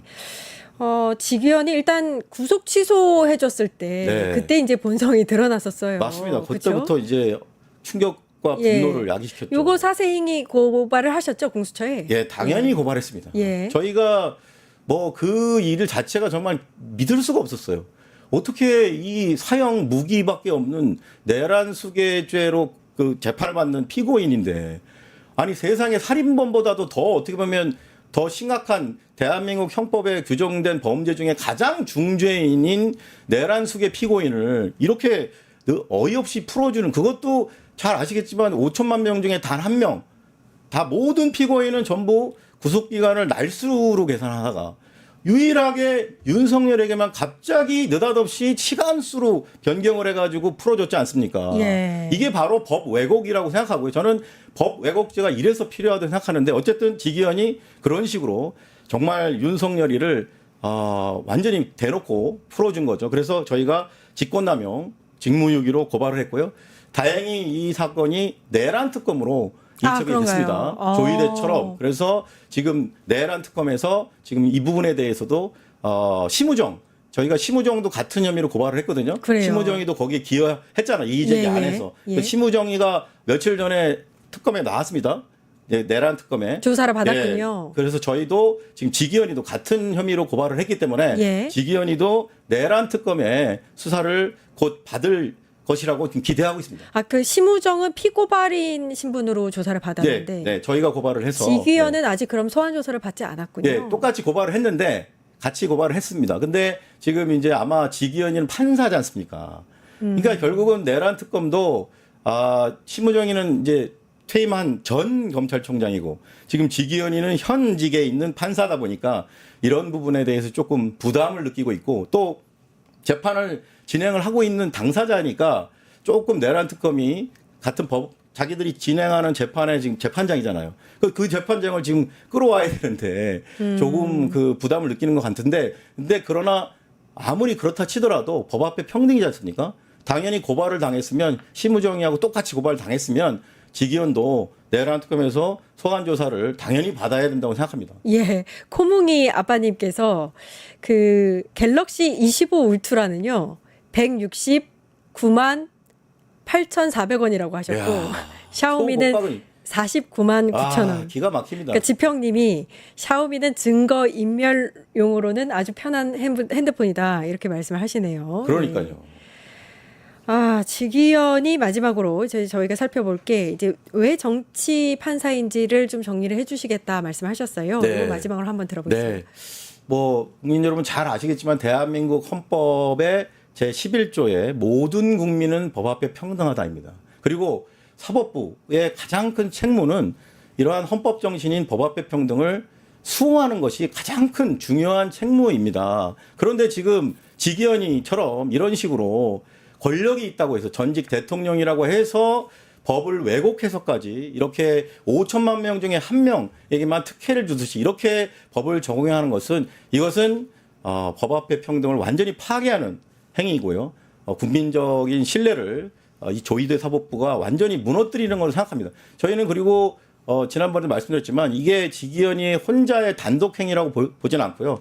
이 조희대 사법부의 이런 조직적인 결국 내란 수괴와 이런 어떻게 보면 작당한 이런 흔적이 있기 때문에 이런 부분에 대해서 철저히 수사해야 되고요. 그래서 결론적으로 지기현이도 조희대의 아바타이자 사상 최악의 정치 판사라고 볼 수밖에 없다라는 말씀을 드립니다. 네. 예, 대한민국 헌법 11조 모든 국민은 법 앞에 평등하다. 네. 네, 요거 짚어주셨습니다. 네. 정치 판사 악인전 여기까지 하도록 하겠습니다. 김한미 대표님 고생해 주셨습니다. 네. 예, 감사합니다. 예. 저희가 오늘 추석 특집으로 4시 50분부터 1시간 반 동안 전해드렸는데요. 내일도 4시 50분부터 1시간 반 동안 추석 특집으로 끝장뉴스 전해드립니다. 생방송으로 함께 해주시기 바랍니다. 내일 4시 50분에 다시 찾아뵙겠습니다. 함께 해주신 여러분, 감사합니다.